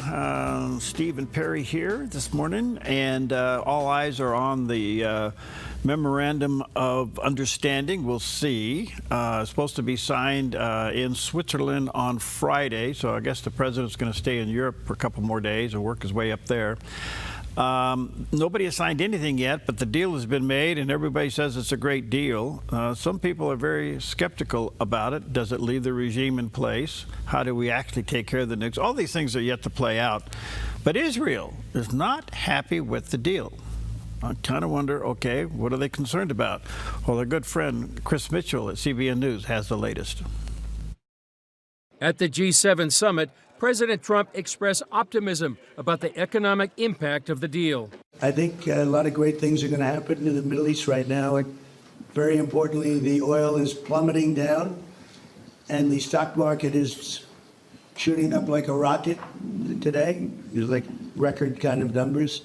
Vice President J.D. Vance pointed out the impact on Iran's nuclear program. You also have the long-term commitment that Iran will never develop or procure a nuclear weapon. The Memorandum of Understanding will be followed by a 60-day period of negotiations over Iran's nuclear program. The vice president says Iran could have access to billions in sanctions relief if they behave. What this agreement does is say to the Iranians that you don't have access to the money to rebuild that nuclear program, but if you're willing to give up that program long term, if you're willing to accept the inspections and verification regime that's necessary to give us the confidence you're never going to have a nuclear weapon, then we want you to be a prosperous country, and we will reinvite you into the community of nations. Iran's president called the Memorandum of Understanding a source of pride. این تفاهمنامه نه تنها برای داخل کشور بلکه برای کل منطقه. This memorandum is not only a major achievement for the country itself, but also a great source of pride for the entire region and the resistance forces. God willing, its details will be presented at the appropriate time. Israel, America's ally in the war with Iran, is concerned about the deal. One Israeli leader called the MOU a catastrophe, since it postpones and does not eliminate Iran's nuclear program, does not address Iran's ballistic missiles, its support of proxies in the region, and sanctions relief would allow it to rebuild its military. Israeli Prime Minister Benjamin Netanyahu said he's committed his life to stopping a nuclear Iran. With an agreement, without an agreement, Iran will not have nuclear weapons. Not today, not tomorrow. As long as I'm the Prime Minister of Israel, it will not happen. Iran's top diplomat says the deal includes Israel ending its occupation of Lebanon. Netanyahu said Israel is committed to defending itself against Hezbollah in Lebanon. We've created a buffer zone, a security zone, and we will remain there as long as necessary. The war began when millions of Iranians went to the streets to protest the Iranian regime, which responded by killing tens of thousands of protesters in a brutal crackdown. CBN News has learned many of those Iranians now feel manipulated after a promise of help and now find themselves in a worse situation than before. Chris Mitchell, CBN News, Jerusalem. Going to continue our coverage now with Chris joining us. So, Chris, why do many Iranians feel like they're in worse position now than before the war began? Well, Ephraim, the protests began on December 28, 2025. Millions took to the streets then. And then on January 8th and 9th, that's when the regime murdered literally tens of thousands of their own citizens. And then it was on January 13th that President Trump posted on Truth Social that he said, Iranian patriots, keep protesting, take over your institutions, and help is on the way. He didn't explain exactly what that help looked like, but many Iranians believed it would help lead to a regime change. And so that's why many are disappointed, because right now the Memorandum of Understanding deals with the regime, but it offers little to address the aspirations of these Iranian people that took to the streets. And many still see the Iranian people themselves as the best hope for regime change. These millions of Iranians still oppose the regime. The war has weakened the regime, and it's likely that the CIA and Mossad operations are working inside Iran right now to topple the regime, and yet the regime is still arresting, torturing their people, along with help with foreign mercenaries from Pakistan and Afghanistan. So the next chapter is still being written, Ephraim, and we'll see what it leads to inside Iran. What more can you tell us about Prime Minister Benjamin Netanyahu's reaction to this deal? Well, he's kind of walking a tightrope, Ephraim. He doesn't want to offend President Trump. He says they always don't see eye to eye, and these things happen in any family. But he stood up to President Trump on Lebanon. He claims the main goals of the war have been achieved, that they prevented annihilation by a nuclear Iran. He himself apparently doesn't know all the details. And obviously, I was sidelined during the negotiations. And he's also facing opposition internally, Ephraim. Some people accusing him of being a puppet of the president. And right now, he's facing a very stiff election later this year. He's down in the polls from what he was earlier. And but he does maintain Israel is much stronger than it was on October 7th. In light of all of that, Vice President Vance tells NBC News that he feels quite confident Israel will join the deal. What do you hear about that possibility? I don't think that's a very much of a possibility, at least here in Israel, Ephraim. There's major skepticism. Israelis don't look at the MOU, the Memorandum of Understanding, the way J.D. Vance is looking at it. Apparently, Vance says the deal is going to lead to a more stable Middle East and improve Israel's security, and that, but Israelis here contend it keeps the regime in place. They could get potentially billions dollars in relief to rebuild its military and support proxies. So here in Israel, they have no illusions about Iran and its leaders. They're still committed to destroy Israel. No change in their ideology or theology. It may sound good for people here or for what people like J.D. Vance is saying, but over here it doesn't sound very realistic. I just think that is the biggest problem altogether. And if you're going to look at it scripturally, is Israel heading to a potential place where they don't sign the MOU and the whole world turns against them? Because interesting, they have to have absolute assurance of no nuke and regime change. They can't have one. They have to have both. Well, I think that's what President Trump wants too. What is in the MOU, the Memorandum of Understanding, we'll have to see. Interesting. I don't have a copy yet. The president hasn't given me Well, one. Steve, you're supposed to be on top of everything. Well, get in your Alfa Romeo and go get a copy of it, would you? I've asked JD to fax me it. Then I realized I don't have a fax machine. Okay. One problem over the other. Well, we can email it to you. We'll get it to you. All right, let's check out the weather with Alfred and get on top of things here. Here's a look at today's weather from Grange Co-op. Across northern Oregon and southern Washington, sunny skies persist with highs near 81 in Vancouver, 84 in Portland, and mid to upper 80s in Wilsonville and McMinnville. Through the Willamette Valley, sunny conditions stay in place with highs in the upper 80s from Salem through Albany, Corvallis, and Eugene. Central Oregon stays sunny with highs near 91 in Prineville, upper 80s in Bend and Sun River, and much hotter conditions in Boise with a high near 97. Along the Oregon coast, sunny skies continue with highs around 70 in Coos Bay and Crescent City. Port Orford stays sunny and breezy near 69, while Brookings turns mostly sunny and breezy with highs in the upper 60s. In southern Oregon, hot conditions continue with heat advisories posted from Grants Pass and Medford into Ashland and Klamath Falls. Highs climb into the mid to upper 90s with mostly sunny skies. Northern California stays hot with heat advisories across the region. Highs reach 98 in Wairika, 101 in Chico, and near 107 in Redding. Fort Bragg stays cooler with patchy fog and mostly sunny skies and highs near 59. Across the Bay Area, patchy fog gives way to sunny skies in Santa Rosa and Napa with highs near 81. San Francisco sees decreasing clouds and highs near 70, while San Jose stays sunny and warmer in the upper 80s. For Central California, sunny conditions continue with highs near 94 in Sacramento, upper 90s in Stockton, Modesto, and heat advisories from Fresno, Visalia down through Bakersfield, where highs climb into the lower 100s. That's a snapshot of your Tuesday weather from Grange Co-op. Beautiful shot of our backyard, a little bit of heat haze and left over a little bit of smoke from last night, but otherwise hot and dry. Be careful out there. You know, I'm not sure that we've all noticed it, but we're seeing a little bit more of Joe and Jill, I'm talking about the Bidens, taking to interview shows and making themselves more publicly known. Are they trying to recoup their tarnished image, I guess you'd say, after the election? Maybe so.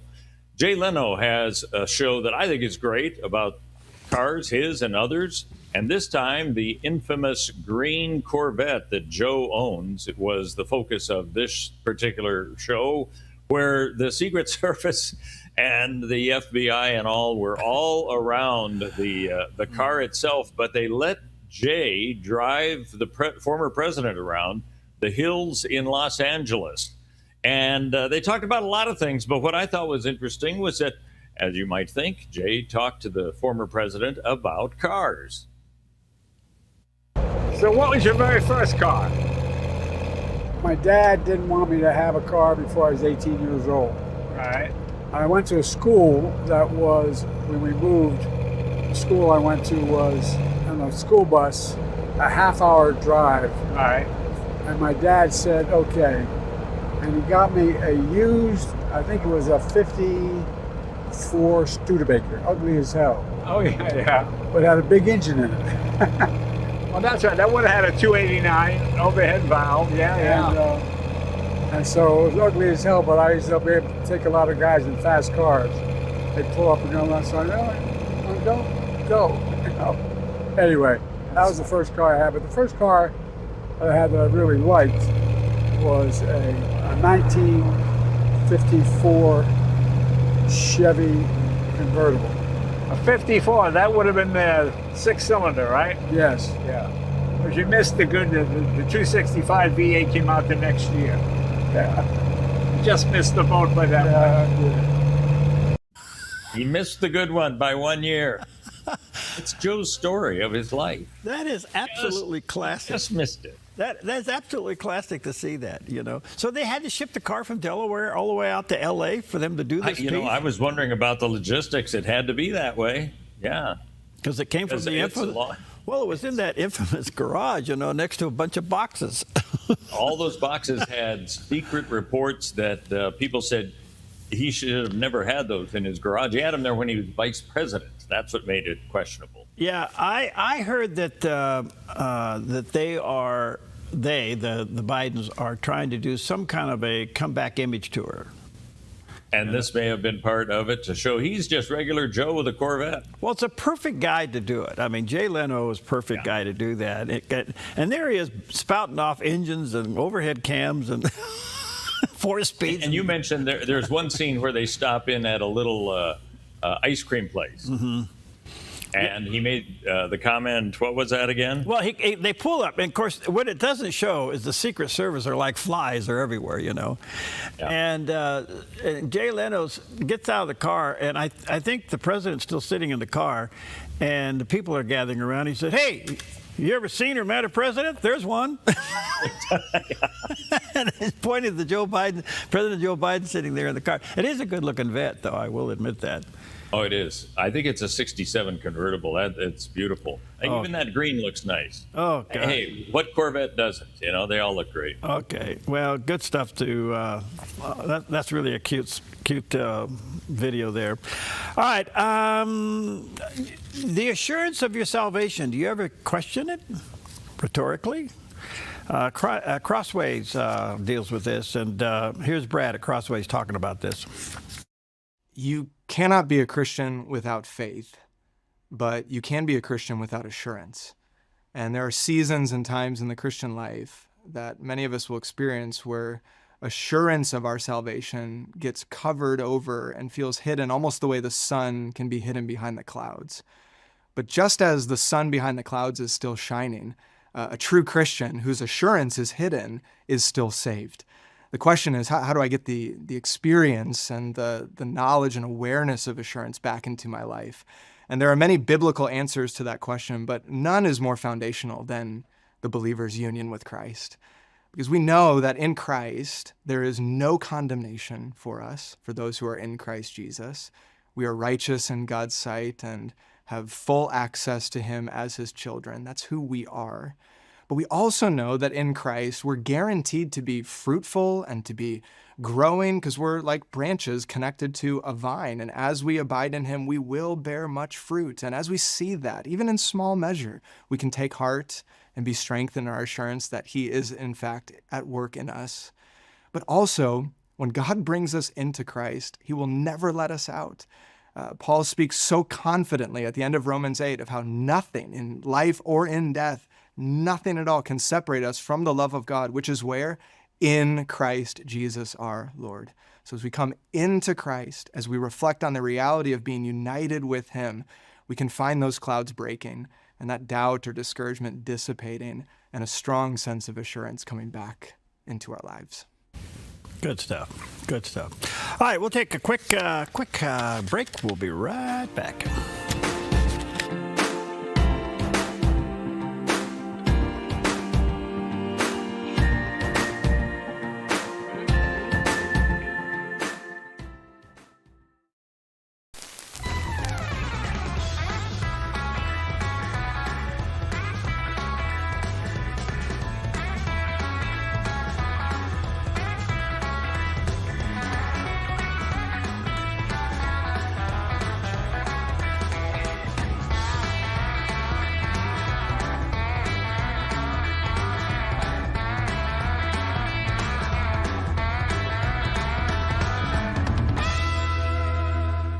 Your sweet tooth just became a force for good. The Salvation Army's Taste Good, Do Good Challenge is on June 5th through the 30th. And local bakeries, restaurants, and shops are serving up exclusive treats you can only get during the challenge. Hit different spots, collect punches, and vote for the best bite in town. And every delicious stop helps support local kids and veterans right here in our community.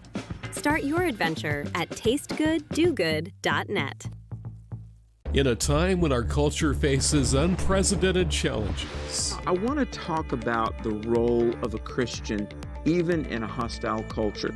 Christian apologist and evangelist Alex McFarland addresses the hard-hitting questions about faith, morality, and culture.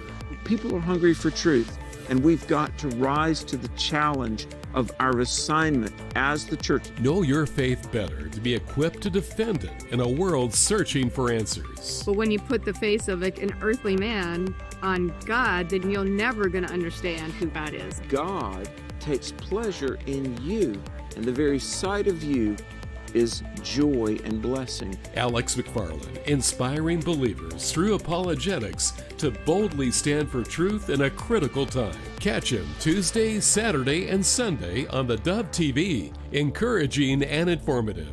More at thedove.us. Okay, welcome back. 8 minutes before the hour. Yesterday I had Joshua Phillips on. He is the chief investigative reporter for Epoch Times. Quite a guy. And we were talking about the Iran deal and everything else. And this is somewhat of a hypothetical question, but it's a possibility. As you know, the MOU is supposed to be signed sometime on Friday. But what if the whole deal, and this is given with the understanding that Iran has never kept a deal at all. Okay, so they have no record of following through with anything. Okay, what if the deal blows up on the 4th of July? What would this mean to the president? And here's what he had to say. We got a 2-month ceasefire in place, and the hard reality is, although Trump's saying this is the deal, every time they've gotten a ceasefire in place before, they've violated it. Somebody violated it. And it only takes one crazy tribal group out in the middle of the desert to violate it, and the whole thing's back on, as we've seen again and again. And so, yeah, for the on the American side, I think Trump is very set on not getting us into another war. He walked back those statements and said, I never promised I wouldn't get us into another war. On Israel's side, they're saying this is going to have to be a ground war at some point. I don't think Americans have a very good taste in their mouths for another ground war in the Middle East. I really don't think many Americans would support that. And so midterms are going to play into that. It's messy. It's a very messy issue. The enemies of the United States don't view us as a single country. They view us as multiple countries. They view us as a country that changes politically and culturally every 4 to 8 years with our election system. So in their eyes, Trump is on one side, the Democrats or even the Democratic Socialists, if they can get in, are on another. And the long game for them, the real victory for them, would probably be to get a Democrat socialist into power. And if they could drag this out, damage the reputation of Trump, use Israel as their main political narrative, which they have been doing, they might be able to get a Democrat socialist in office. And that means politically, the people in charge of the U.S., or at the very least some people in Congress, would be much more in their favor. So for them, that would be the real victory. And that victory would involve throwing some egg in Trump's face. I think he puts a lot of scenarios on the table there. That you have to think about here, and again, most of our enemies think generationally. We don't. We think to the next election. There's more headlines today about who's winning the polls for 2028. I mean, that's how crazy we are. But I think there's some real considerations here. And let me give a little plug here. Coming up in a few moments, I'm going to have Kenneth Obamowitz with us. He is a Middle East expert. He wrote the book, The Multi-Front War, which deals with all of this. But I think what Joshua was saying there, what's stopping a proxy of Iran breaking the 60-day ceasefire? Yeah. They haven't shown themselves to be trustworthy in that regard, so you're absolutely right. I mean, it could be Hezbollah, could be the Houthis, it could be Hamas. None of those things have been completed. And to your earlier comment, you got to scratch your head. What is the president thinking? And I say this respectfully because I just don't know the answer. I don't know. It's not a criticism. I just don't know the answer. What does Syria have to do with Hezbollah? Right, right. And how can we expect Syria to be the moral police to make sure that they stay in line that Hezbollah does? Yeah. There's twists and turns. All right, well, listen, take with you the Gospel of John, chapter 16, verse 27. This is Jesus talking here. For the Father himself loves you because you have loved me and believed that I came from God. Well, there you go. What a special scripture for you today. Stick around. We got some great conversation. Steve's going to go back to his daily nap. Oh, am I? Okay. I don't know. Thanks, Barry. Stay cool down there, buddy. Talk to you soon. Right, too. Okay, bye-bye. Since 1934, Grange Co-op has been more than just a store. We've been a cornerstone of our community, owned by people like you. We proudly offer top-quality farm and ranch supplies, including our own Rogue feed, as well as workwear, Western apparel, garden essentials, and pet care products. By signing up as a Grange Rewards customer, you not only enjoy exclusive benefits like special offers and 1% back on most purchases, but you also become part of something bigger, a cooperative that you own and help shape. Join Grange Rewards today. Applegate River Golf and RV Resort, a pristine 9-hole course alongside the Applegate River. Their clubhouse offers a golf simulator experience. The RV Resort is adjacent to the golf course with convenient pull-through parking. Applegate River Golf and RV Resort. Information at applegaterv.com. Buying or selling a home can be stressful. It's one of the biggest decisions you'll make in your lifetime. That's why it's important to work with someone you trust, someone who has the right experience and knowledge of the market. Hi, we're Patrick and Paulina Lizer with Lizer Real Estate Group. And whether you're looking to buy or sell a home, our mission is to take the stress out of the transaction and make it as seamless and rewarding as possible. Contact us today. We look forward to working with you. When life feels heavy, your body feels it, your mind feels it. That is why I created Organic Elements Wellness Spa, a place where wellness is not a luxury, it's a way of life. Step into our wellness lounge with a Himalayan salt room, infrared sauna, steam room, and invigorating cold plunge. Restore your nervous system, detox your body, and clear your mind. Then experience customized massage, advanced skin therapies, and result-driven facials, all designed to help you look as good as you feel. There's nothing else like this in Southern Oregon. This is your space to heal, to reset, to glow. Call today to book your private wellness party for up to 15 guests or surprise someone special with a gift certificate. Visit Organic Elements Wellness Spa on East Main Street in Medford. Book online at organicelementspa.com. Wellness is wholeness. Voted best of Southern Oregon. Hi, I'm Ryan Robertson, host of a brand new program on the Dove, Ministries on the Move. Ministries on the Move spotlights the incredible work of how God is using everyday people and organizations, putting their faith into action, serving the hurting, strengthening families, and sharing the hope of the gospel in practical ways. Be inspired and discover these Ministries on the Move. Tuesdays and Thursdays at 4 p.m., right here on the Dove TV. Encouraging and informative. More at thedove.us. Bringing clarity to cultural confusion. Stand in the Gap, Wednesdays and Thursdays on the Dove TV. Encouraging and informative.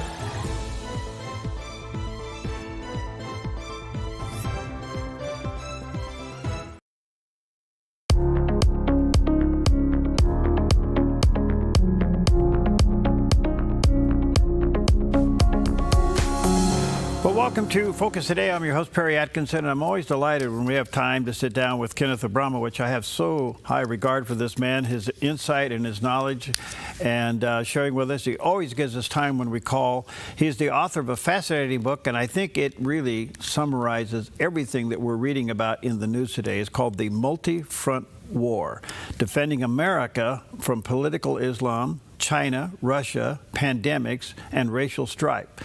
He's also the managing general partner and co-founder of NGN Capital.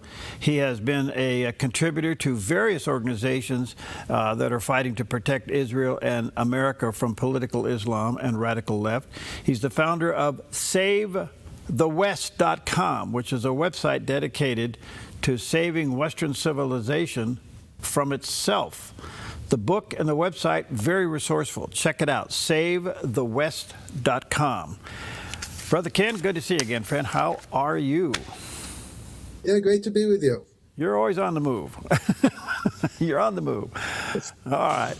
All right. Well, listen, supposedly a memorandum of understanding is going to be signed on Friday. We're getting bits and pieces of it. We really don't know the detail.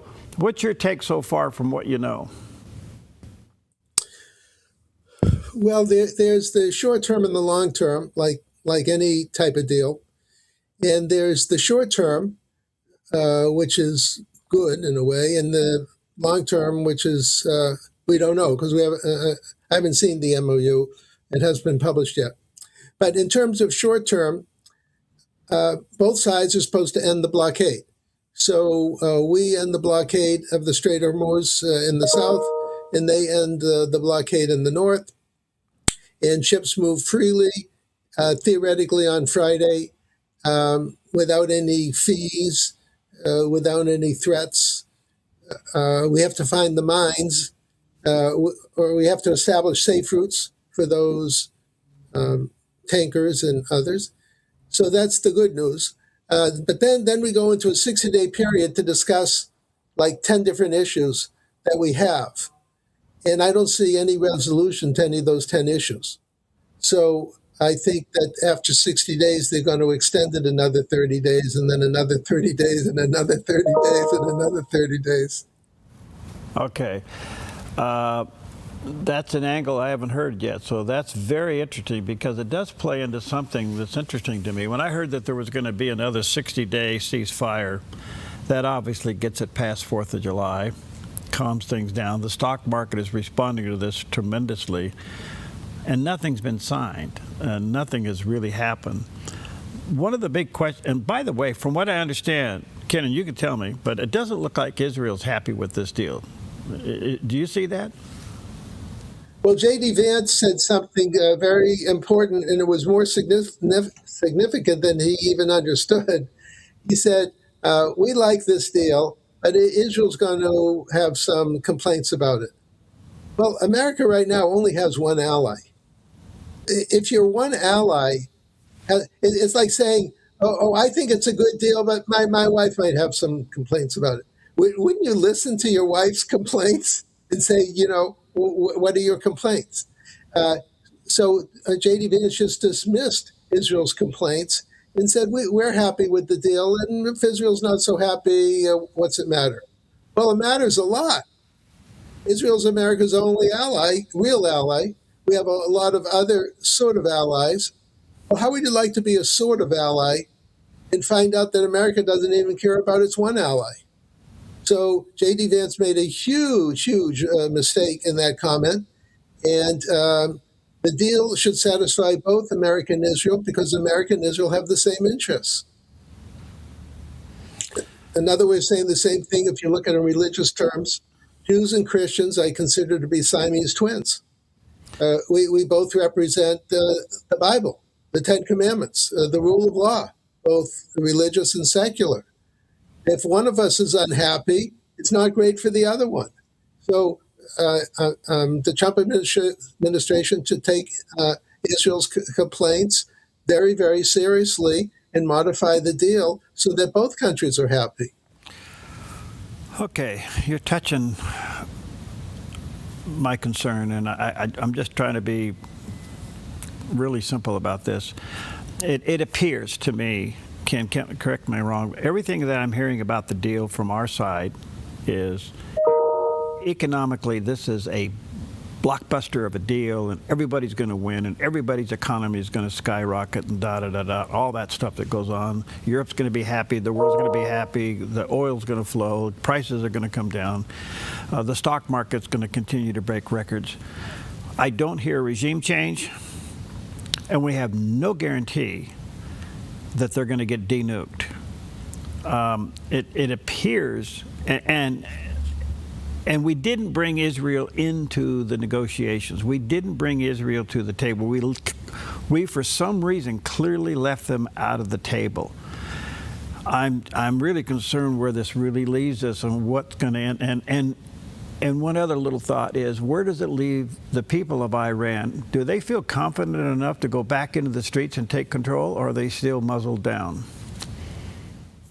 Yeah, well, you're getting to all the problems with the deal, because the deal doesn't resolve the problems. It only resolves the immediate problem, namely open up the Strait of Hormuz, get the tankers through, get the price of oil down, get the price of gasoline down, get inflation down, take pressure off of the Fed raising interest rates, maybe even encourage the Fed to lower interest rates. So that's the short-term deal. And that was a political decision made by President Trump and his advisors. And my guess is what happened is his advisors either said, or President Trump just figured it out by himself. He understands politics well. His poll numbers were falling. The elections coming up in 4.5 months, the midterm elections. There's a lot of anxiety among Republicans about keeping the House, keeping the Senate. And he said to himself, I have to do something politically. I have to fix this mess short term. I'm going to leave a long-term mess, but I can worry with the long-term mess after the elections. Let me get this issue off the table, out of the election time framework. Get the economy humming along, inflation coming down. Let me win the elections, and I'll just keep delaying not that he's going to delay or Iran's going to delay, but whatever. We'll get to the big issues after the election. I think he made a political decision, and it's very logical from his point of view. Where does this leave the people of Iran? Well, no issues have been, other than the issue of the Strait of Hormuz, no issue's been resolved. So it leaves them in limbo. Leaves the Arab Muslim, Sunni Muslim allies in limbo, leaves Israel in limbo, leaves our troops in the Middle East in limbo, because nothing's been resolved other than the one issue. And this is purposeful. Both countries came to the same conclusion. We need the strait open. They need the money. We need lower oil prices and lower gas prices. And so that's why that was the only issue that they could resolve. And they didn't even quite resolve that. Iran is saying that Israel has to get out of Lebanon. Well, how about Iran getting out of Lebanon? Did Iran propose that? No. Israel's got to get out of Lebanon, let Hezbollah take over, kill all the Christians, move to the border of southern Lebanon, and then kill all the Jews in the north. Well, this is a non-starter to begin with. The administration should have killed this idea in its infancy. I mean, can you imagine if I'm buying or selling a house, just pretend with some buyer, and then I said, oh, and you have to sell your house to me. You say, what does that have to do with it? I'm buying and selling from someone else. You don't even know who they are. And I throw your house into the equation, and you weren't even part of the negotiations. I mean, this is ludicrous. The negotiators didn't do a good job. They should have said to Iran, Lebanon has nothing to do with this. This is a deal between America and Iran. And let's focus on America and Iran issues. If you want to discuss Lebanon, not in part one, but in part two, in the 60-day period, we'll do it. And in fact, we want you out of Lebanon. We want you to withdraw your Islamo-Nazi death cult Hezbollah members from Lebanon and let the country be free again. So let's discuss that. But Israel's not getting out. You're getting out. So the negotiations weren't handled properly. But anyways, they did the best they could. And so this Hezbollah issue has to be resolved. But President Trump has to just say to Iran, no, it's not part of the agreement. Let's just focus on the Strait of Hormuz, get it open for both of our benefits. We'll discuss every other issue later. Do you expect Israel to go along with this MOU? Well, it's not for Israel to get out of Lebanon and have Hezbollah, which is like 65% defeated, come back to life, move their soldiers to southern Lebanon, prepare to invade Israel, kill 5,000 Israelis in 8 years or 4 years, whenever they do it, and have another massacre. Why would Israel do that? And by the way, why would America ask Israel to do that? It's unconscionable that that America would ask Israel to do something that's not logical. I'm in the healthcare field and part-time and in negotiations all the time. I would never ask someone to do something that's not in their interest. Can you imagine if you pretend you want to buy someone's $1 million home, pretend, and you say, sell it to me for $200,000. Well, why would they do that? Why would you even ask them to do that? I mean, you might ask them to sell it for $900,000, but if it's $1 million house, why would you tell someone to do something against their own self-interest? So this is, I'm just amazed at Israel being put on the spot, being asked to do something that's not logical. Okay, a lot of questions here. One other quick question, then we'll take a break and we'll come back to it. The president at the G7 kept touting the deal, the MOU. It's not signed, but he kept talking about it. But the overall emphasis was economics. There was no discussion about Israel in his conveyance to the G7 group. What do you think the G7 group's interpretation of this deal is?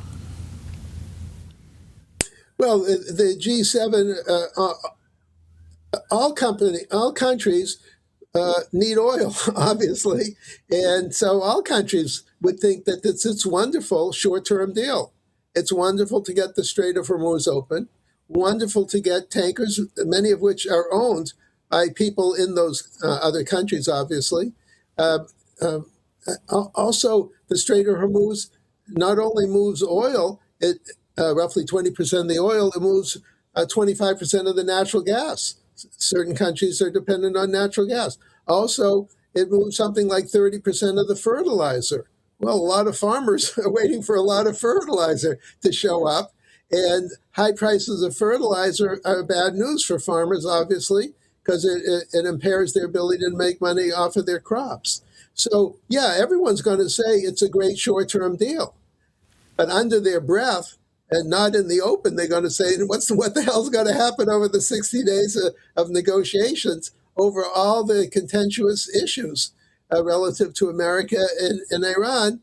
And politicians being politicians, they're probably saying, oh, President Trump will figure it out. I just want the oil now, the natural gas now, the fertilizer now, the helium, the sulfur, all those products that come through the Strait of Hormuz, and everyone's making a short-term decision. But bear something in mind. I represent we the people. We the people have children, grandchildren, hopefully great-grandchildren, hopefully great-great-great-great-great-grandchildren. So I have to look 100 years out, 200 years out for the benefit of my family. November 5th is an important day, or the midterm elections are important, but I'm looking 100 years out, and my government's looking 4 months out, and that's the difference between my observations and the government's observations. That's beautifully said. All right, let me take a quick break. Check out Kenneth's website, SaveTheWest.com, very resourceful, and all of this is summarized in his book called The Multi-Front War, and there's a picture of the cover of the book. You can get that online. Check it out at the website, SaveTheWest.com. We'll be right back. Hey, this is Ed, co-owner of Visiting Angels. To continue to serve our seniors, we need more caregivers with a heart to serve. Our mission statement is honoring the art of giving, which means we honor you, the caregiver. We know it's our people that make Visiting Angels the best in-home care provider and a great place to work. Come be our next amazing caregiver. Give us a call or apply online. At Visiting Angels, we're committed to you because we honor the art of giving.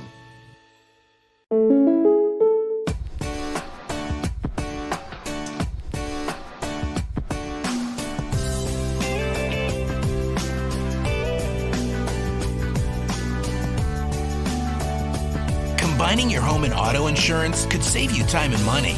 And who doesn't like that? When you want surprisingly great rates on auto, home, and life, call State Farm agent Rory Wold in Medford today. Like a good neighbor, State Farm is there. The Black Barn Kitchen and Deli is a farm-to-table restaurant located in the historic schoolhouse in Jacksonville. Offering upscale dining and casual fare, enjoy brunch, deli, and dinner, featuring local source ingredients we grow. A warm sense of comfort greets you as you're surrounded by stunning artwork by my wife. We're a community-based business. With every sandwich you purchase, we give one back to our community. It's a feel-good experience. Come visit the Black Barn Kitchen and Deli in Jacksonville.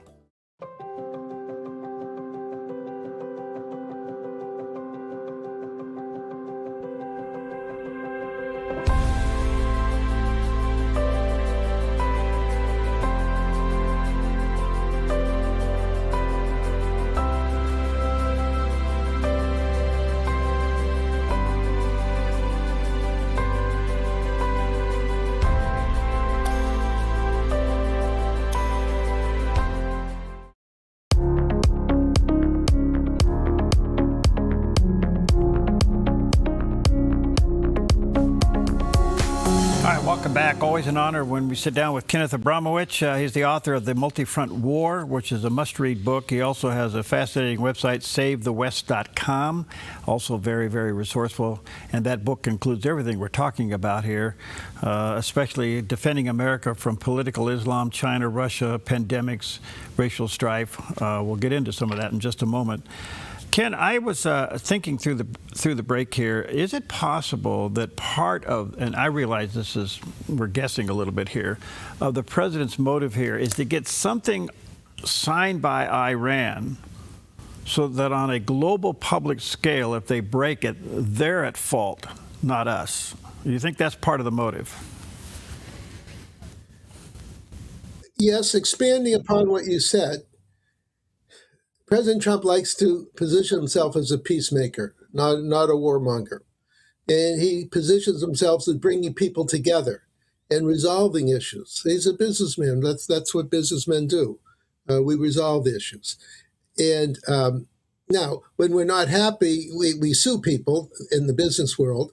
And when we're not happy in the foreign policy, we blow people up, So we have different techniques when the people we're negotiating with aren't reasonable, so to speak. So President Trump wants to go all out, showing to everybody, both a friend and foe, that he's willing to resolve the issues, very difficult issues, challenging issues, but he's willing to do it. And then, if or when it fails, he can say, look, you saw how much I tried. I tried for weeks, for months, and they just weren't logical, and I was forced to go back to military or kinetic means to improve the negotiations. So, I think a lot of this is posturing President Trump as an agent of change, but an agent of peace, agent of reconciliation, not an agent of war. Okay.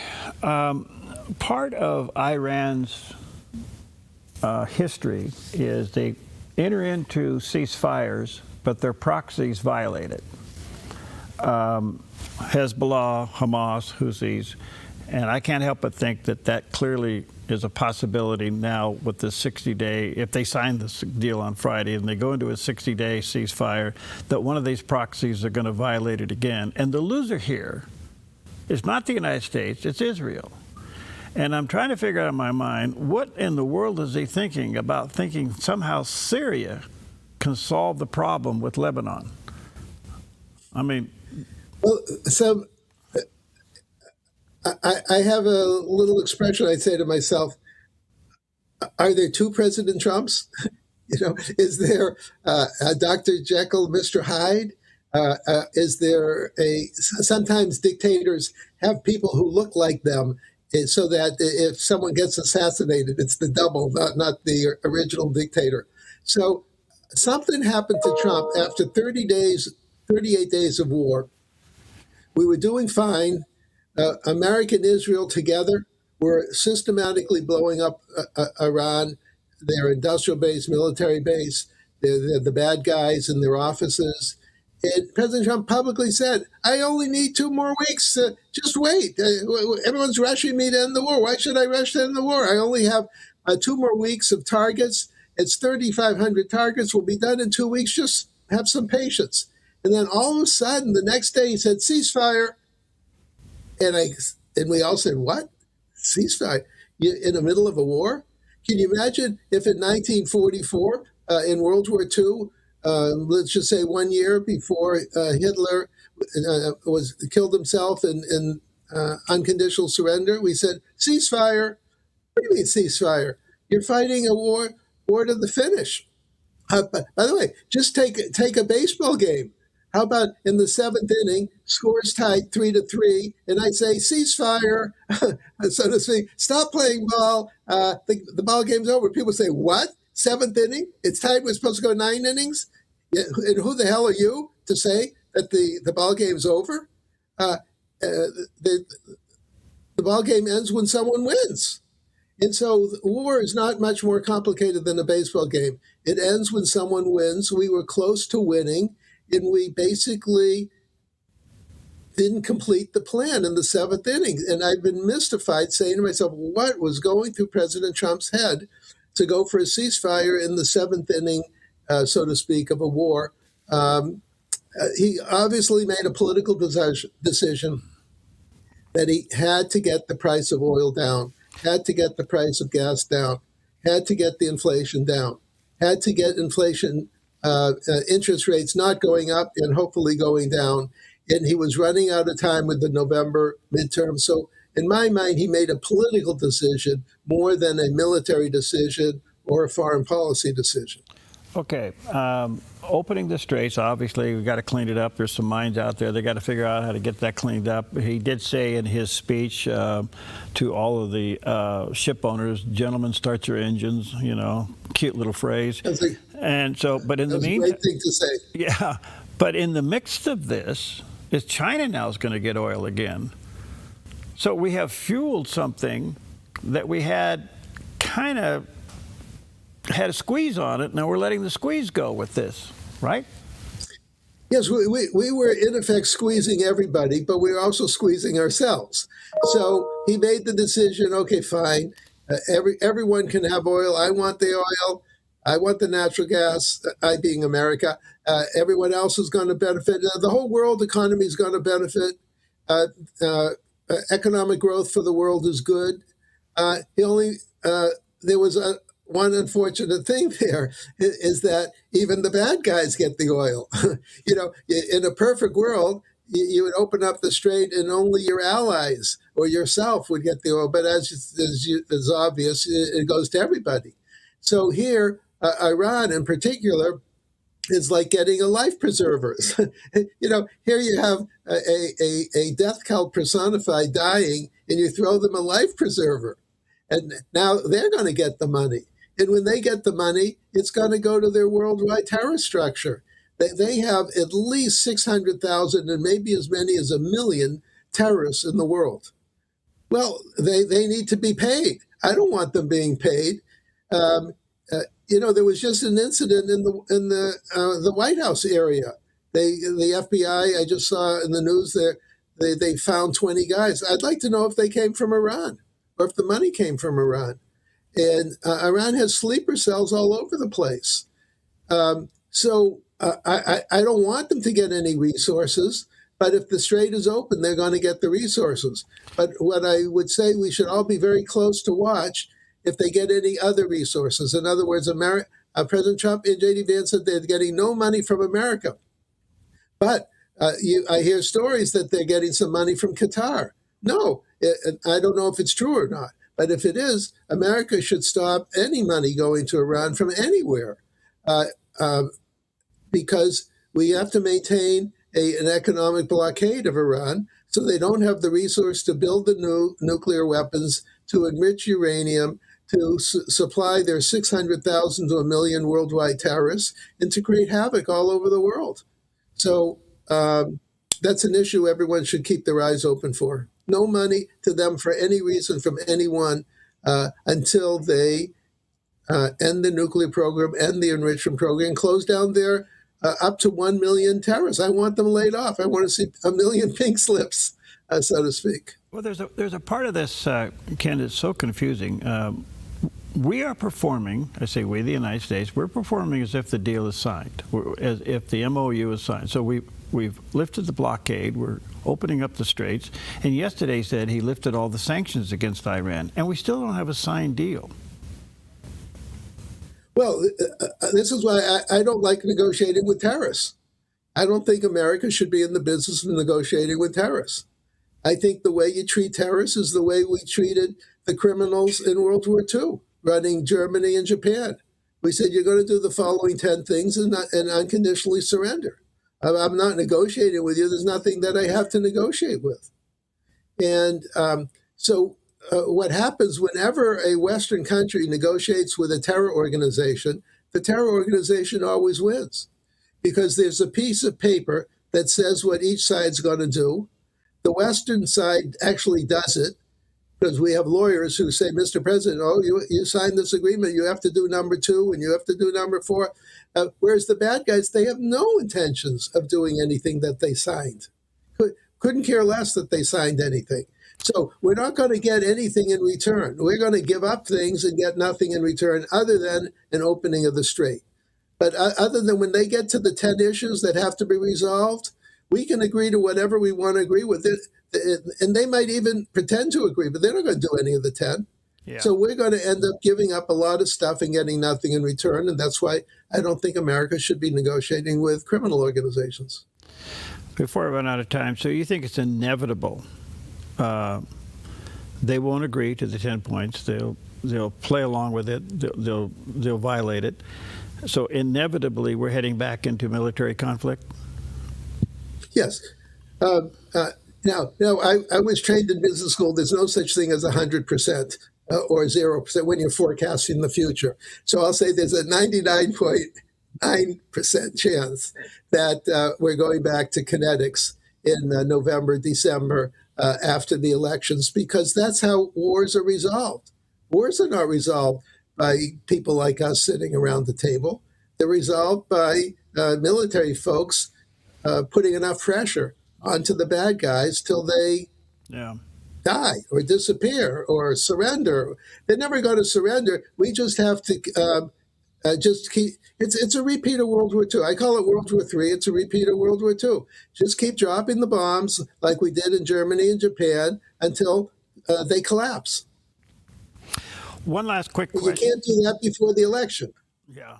See the dilemma? You can't do that. You can't be blowing everything up in every single month and then say, oh, the election's tomorrow. We're not blowing up anything today. Okay, let's have a good election. So that's why we're in this dilemma of trying to pretend that everything's okay for 4 months, and then all hell will break loose. I only got about a minute. Where's Ukraine these days? What do you think? What's going on with Ukraine? With Ukraine? Well, bear in mind, whenever you're dealing with any bad guy anywhere, you're sending a message to all the bad guys everywhere. So we have to stay tough on Iran and we have to stay tough helping Ukraine, and we have to stay tough helping Taiwan, because they're all under attack, either directly or indirectly, by bad guys. And we have to stay strong and defend all our allies wherever they are, and send a message to bad guys that we're going to outlast you. We have economies that grow. We're producing wealth. You have dying economies, and we're going to outlast you, because the bad guys are saying that to us. We're going to, we have dictatorships. We're going to outlast you because you have elections and you don't have the guts to fight. So this is the dilemma we're fighting, and we have to stay tough everywhere. All right, I'm out of time. Sorry I am. But let me say to our viewers and listeners, check out his book. It's called The Multi-Front War, Defending America from Political Islam, China, Russia, Pandemics, and Racial Strife. Also, check out his website, SaveTheWest.com. Both are very resourceful. Ken, thank you. Thank you again for your time. I value it greatly. I look forward to more conversations, buddy. Stay safe. A pleasure to be with you anytime. All right, God bless.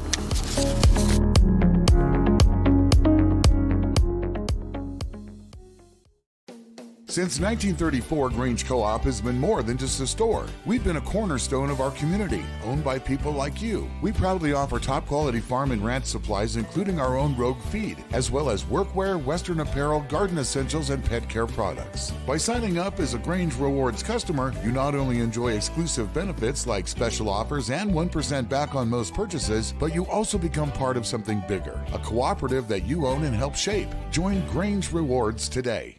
I'm Susanna, and I contracted KA Designs to do custom cabinets throughout my house. We chose a really beautiful maple wood that really creates like a nice airy space. Everything was custom, and it was really cool because I got to literally see it come to life in person. We love to entertain, and we have a large family, so everything came together perfectly, exactly what I wanted. I highly suggest KA Designs if you're looking to design your dream house. Go check them out in their showroom. You will not be disappointed. Jerry's Historical Archives. U.S. history. Great moments in time. Record breakers. Our music through the years.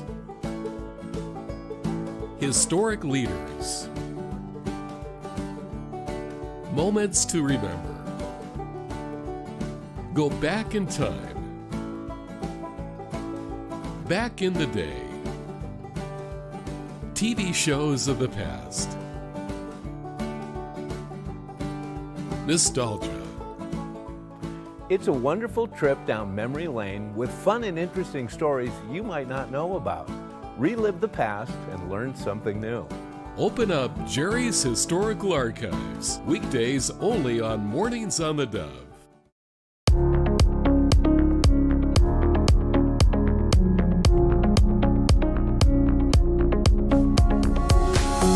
Well, welcome back, and very timely. Always is. Perfect timing when we have time to sit down with our good friend Pastor Mark Little, Executive Director of Cure America Action, and you can go to cure-action.com.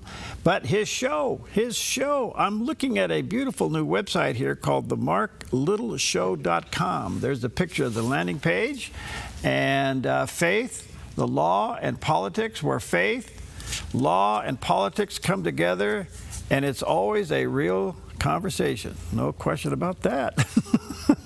There he is. Hi, friend. How you doing, buddy? Good morning. Good morning. You know, this new website of mine, it really combines everything that the Lord has put in me to do while I'm here on the earth. So I'm excited about the podcast that, you know, I've been doing for a while now, but I'm serious about it. Well, you should be. You got great subject. I was trying to prepare to respond to your recent episode entitled Transparent Scar Bearer. And when I started reading down on this, only Mark could come up with this. This is amazing. First of all, how were you led to go down this road?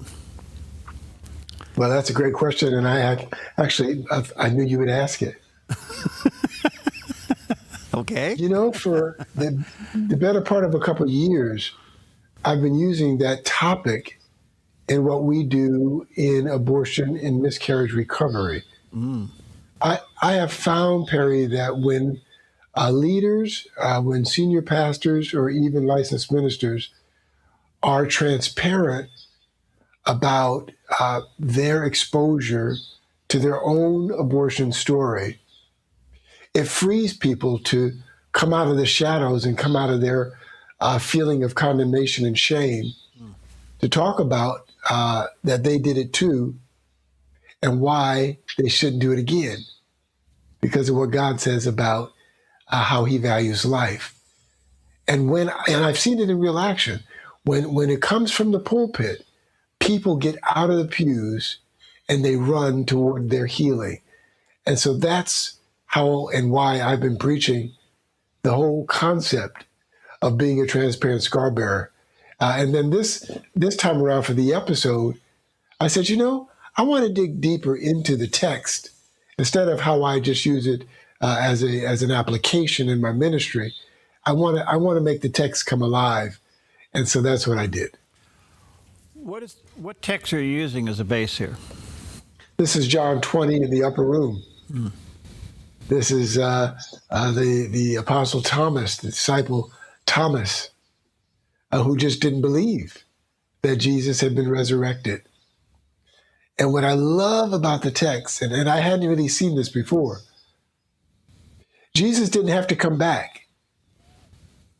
The disciples had already seen him in the upper room. They had already seen him, depending on what version you're looking at, they'd seen him after his resurrection. And Thomas wasn't there the first time. And so he comes back. He comes through the locked door. I love that part. You can stop right there. He'll come through your circumstances that seem impossible. A locked door. Nobody can come in. And here comes Jesus. Boy, that'll preach. I love it. I love it. He came through a secured locked door. And he appeared. He didn't have to. Everybody had seen him. Over 500 people had seen him. The resurrection was a historical fact. It wasn't a moment. It was a historical fact. And then here comes Thomas, and Jesus appears, and he says, "Put your fingers in my hands. Put your finger in my side."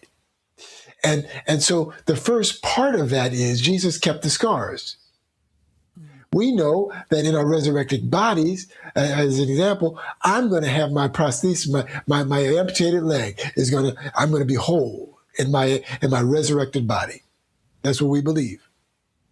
So it begs the question: why did Jesus keep the scars? Wow! And I had to ponder that. And it became clear when you take John 20, verses, I believe, starting in verse 24, and then you add that to Revelations 12:11, you understand the importance of testimony.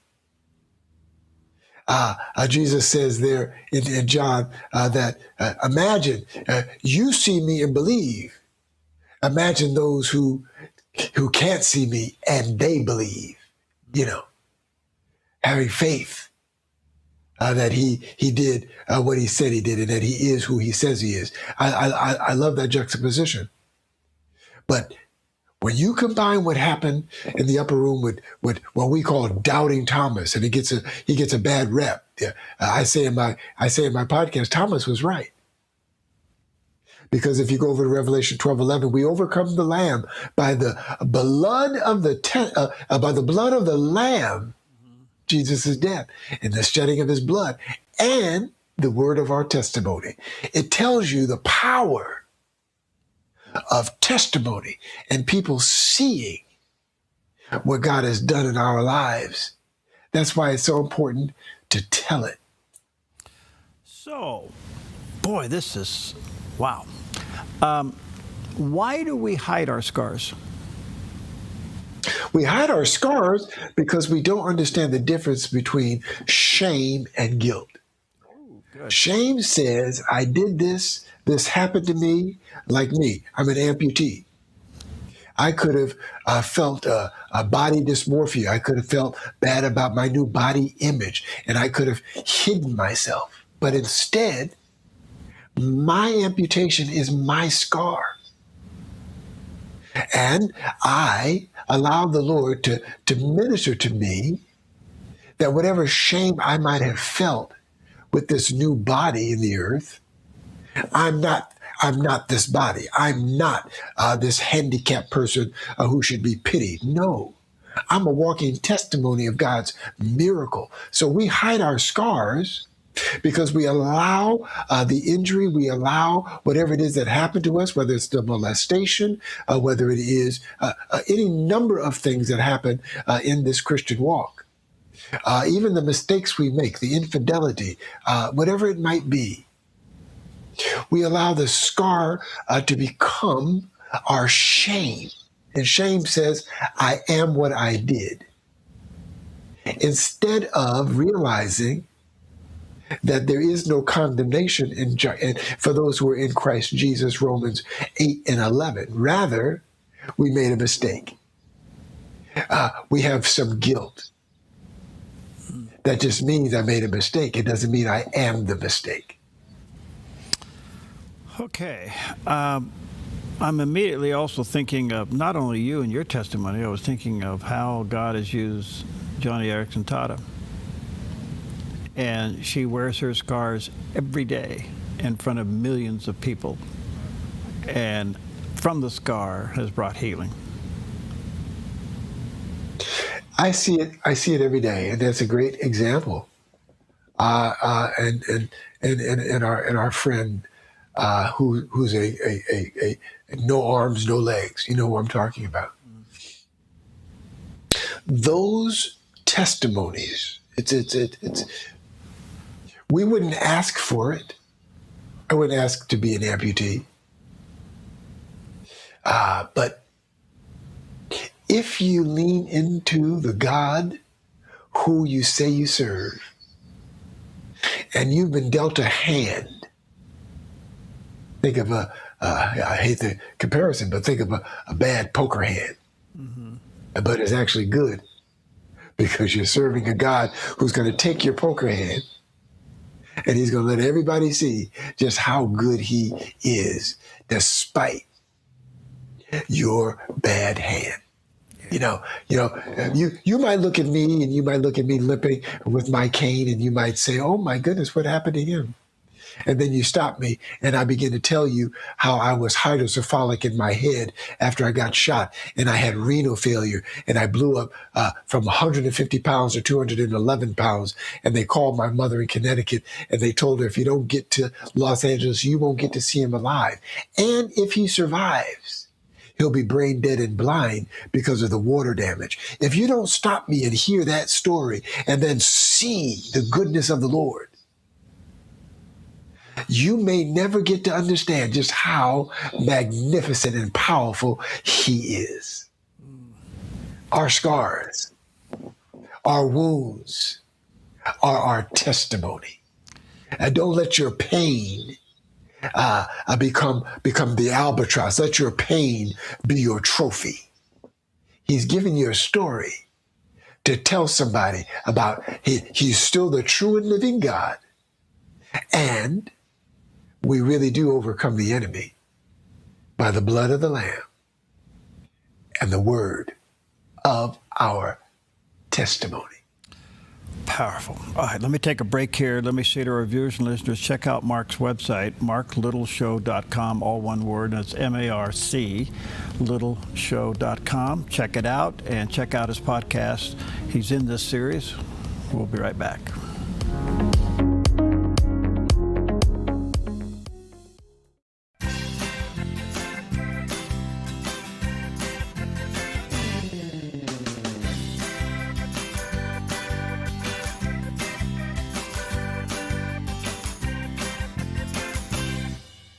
Hi, I'm the SOS Alarm guy, here to tell you about a great deal. SOS Alarm will not only beat any internet deal, but will install the system too. So burglars, beware.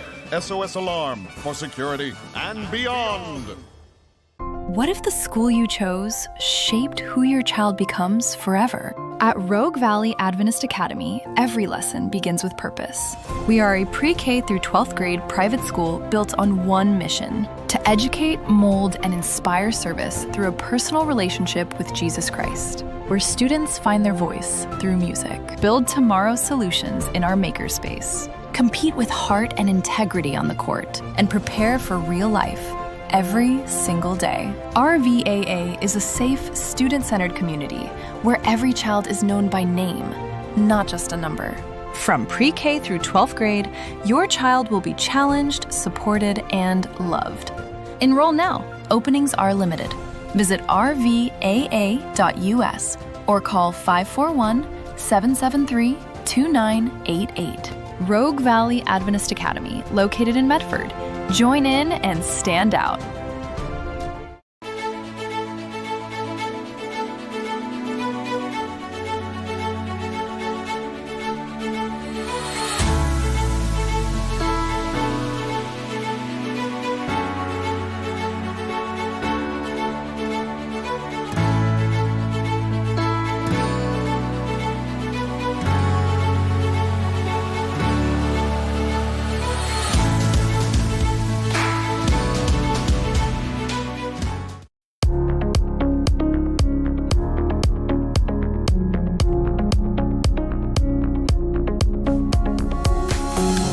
Welcome back, and powerful discussion with our good friend Pastor Mark Little. By the way, he has a new website up and running. Check it out, marklittleshow.com. That's also where you can plug into his podcast, where he's walking through these series, and especially now out of John, Gospel of John, chapter 20, dealing with the doubting Thomas.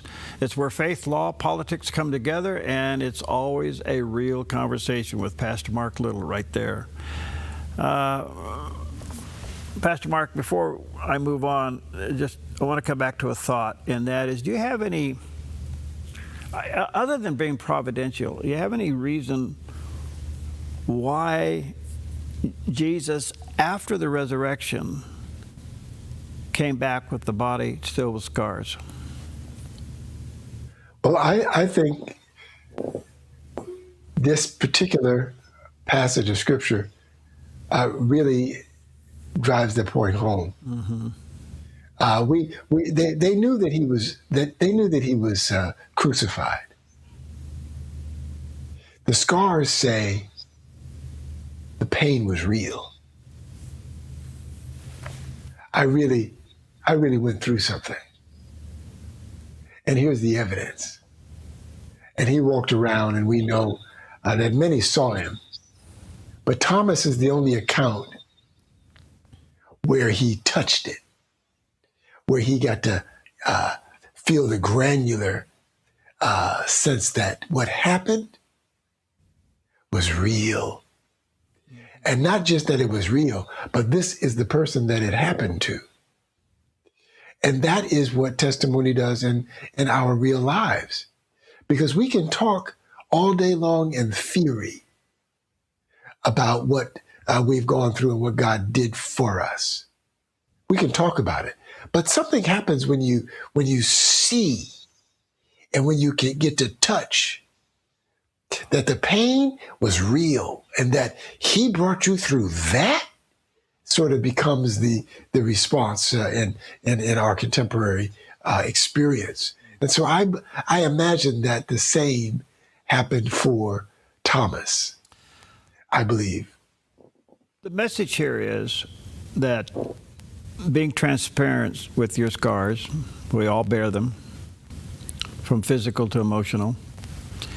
And I guess, and Jesus, by coming back after the resurrection, instead he was in his resurrected body, but unlike us, will be perfect. He used the scars, obviously, to transcend all of this to what we're talking about today. So how would you advise somebody to be careful in sharing that too soon? Yeah, you must have really listened to my podcast on that question. Good for you. That's a great question, because like so many things, when we're ministering to others, whether it is apologetics, evangelism, or even just in daily life, we always have to use wisdom. Wisdom is so important to be able to deploy, if you will, when you're talking to people about anything, but in particular about this Christian walk. And so it's important what you're carrying is a jewel. Yeah, your testimony is a jewel, and it's also a weapon. And anytime you deploy a weapon, you need to know when to deploy it. You need to know how to use it. And so in this instance, it's important when you're having an exchange with people, whether it is a big crowd or one-to-one. Testimony has to be. I want to use the agrarian term. You gotta till the soil, and then you gotta plant seed, and then you gotta water it. Mm-hmm. And being able to share your testimony, as an example, if you and I only had 10 seconds today, I wouldn't be able to tell you how good God was. I would do it a disservice. So you just have to use wisdom. Where the person is it your testimony that they need, or is it just someone to care for them in that moment? Testimony has to be planted in the right season at the right time. Beautiful. At the end of the day, what you're trying to get people to understand here, whatever the scar is, could be divorce, infidelity, could be addiction, could be all kinds of failures of all types. God doesn't waste it. It's very usable. What would you say for somebody who's carrying a deep scar? Could it be emotional scar, which the ones you can't see, so to speak, to be open to God to use it? It's such a big topic that I probably did 3 or 4 episodes around the issue of forgiveness and hurt and pain. And so in our brief time here, what I will say to that person is to first understand, in order to move past the impact and the effects of that pain, that scar, whatever it might be, we have to understand some principles about the character of God. First, that he remembers your sin as far as the east is from the west. It's very difficult for us to grasp the concept of God's grace. Salvation is an example of it. We don't deserve it, but he gave it to us freely. And then understand, when the text talks about, in the gospel, it talks about love your neighbor as yourself, we have to stop at the as yourself. Because if you don't understand what God says about you, if you don't understand how he loves you, it's then very difficult to put yourself in the reflection of your own mirror and see clearly. We have to see ourselves as God sees us, because only then can we move past that moment and begin to understand that we cannot forgive ourselves. So you can't stay stuck there. Mm-hmm. What you can do is accept what God says about you. And then you can move on into forgiving others and into taking the pain of life, the scar that you wear. Only then can you then say, he loves me enough to give me an assignment in the earth. He loves me enough to call me as an ambassador of the kingdom, and then to be used by him in the earth. You have to go through that process, because if you don't, hurt people hurt other people. You've got to be able to get your own healing so that you can then go out and extend the very healing that Jesus says that he came to do. In Luke 4:18, he says, the Spirit of the Lord is upon me. He has sent me to preach the gospel to the poor. And then here it is, to heal the brokenhearted, to set at liberty those who are in bondage, and to give sight to the blind. Those are spiritual metaphors. He's called you to do that. That's the ministry that he left for the church, Luke 4:18. But it starts with understanding that there's no condemnation in Christ Jesus, and that he loves you just as you are, and he can use you. Just look at David. Look at King David. See yourself in that text, and then let him use you. Mark, from the time of your unbelievable experience and tragedy of losing a leg, how long was it from then to where you realized God will use it? I tell you, Perry, it started very early. I can tell you that after the amputation, I walked around on crutches just because I needed to accept the change in my body myself. And I did that probably for a good 2 years.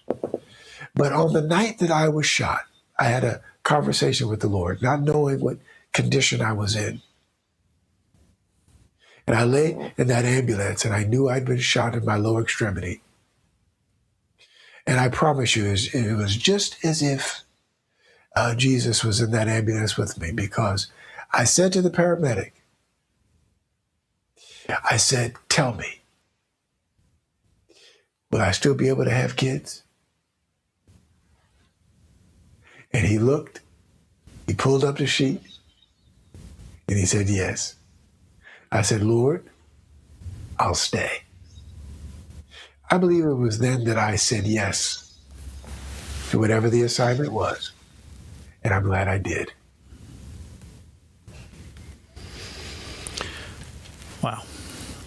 I think you've uncovered something here. I look forward to continuing this conversation and more development as the Lord reveals more to you about this passage of Scripture. This is really powerful stuff. So thank you, brother. And brother, we can't bring each other along without sharing just as we did today. Yeah. This is what gets us through. Yeah. Bearing one another's burdens. Yeah. Yeah. All right, go to marklittleshow.com. That's one word, marclittle.com, or show.com. There's a picture of the landing page. He covers a lot there. You may want to follow him on this podcast series. Love you, brother. Good to see you. Not more than I love you. Thanks for having me. I'll see you later.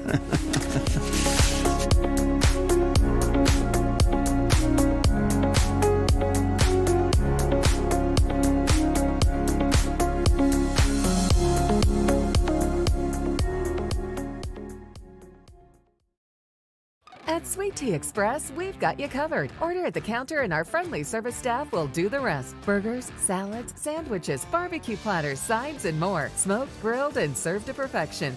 Sweet Tea Express. Breakfast, burgers, and barbecue.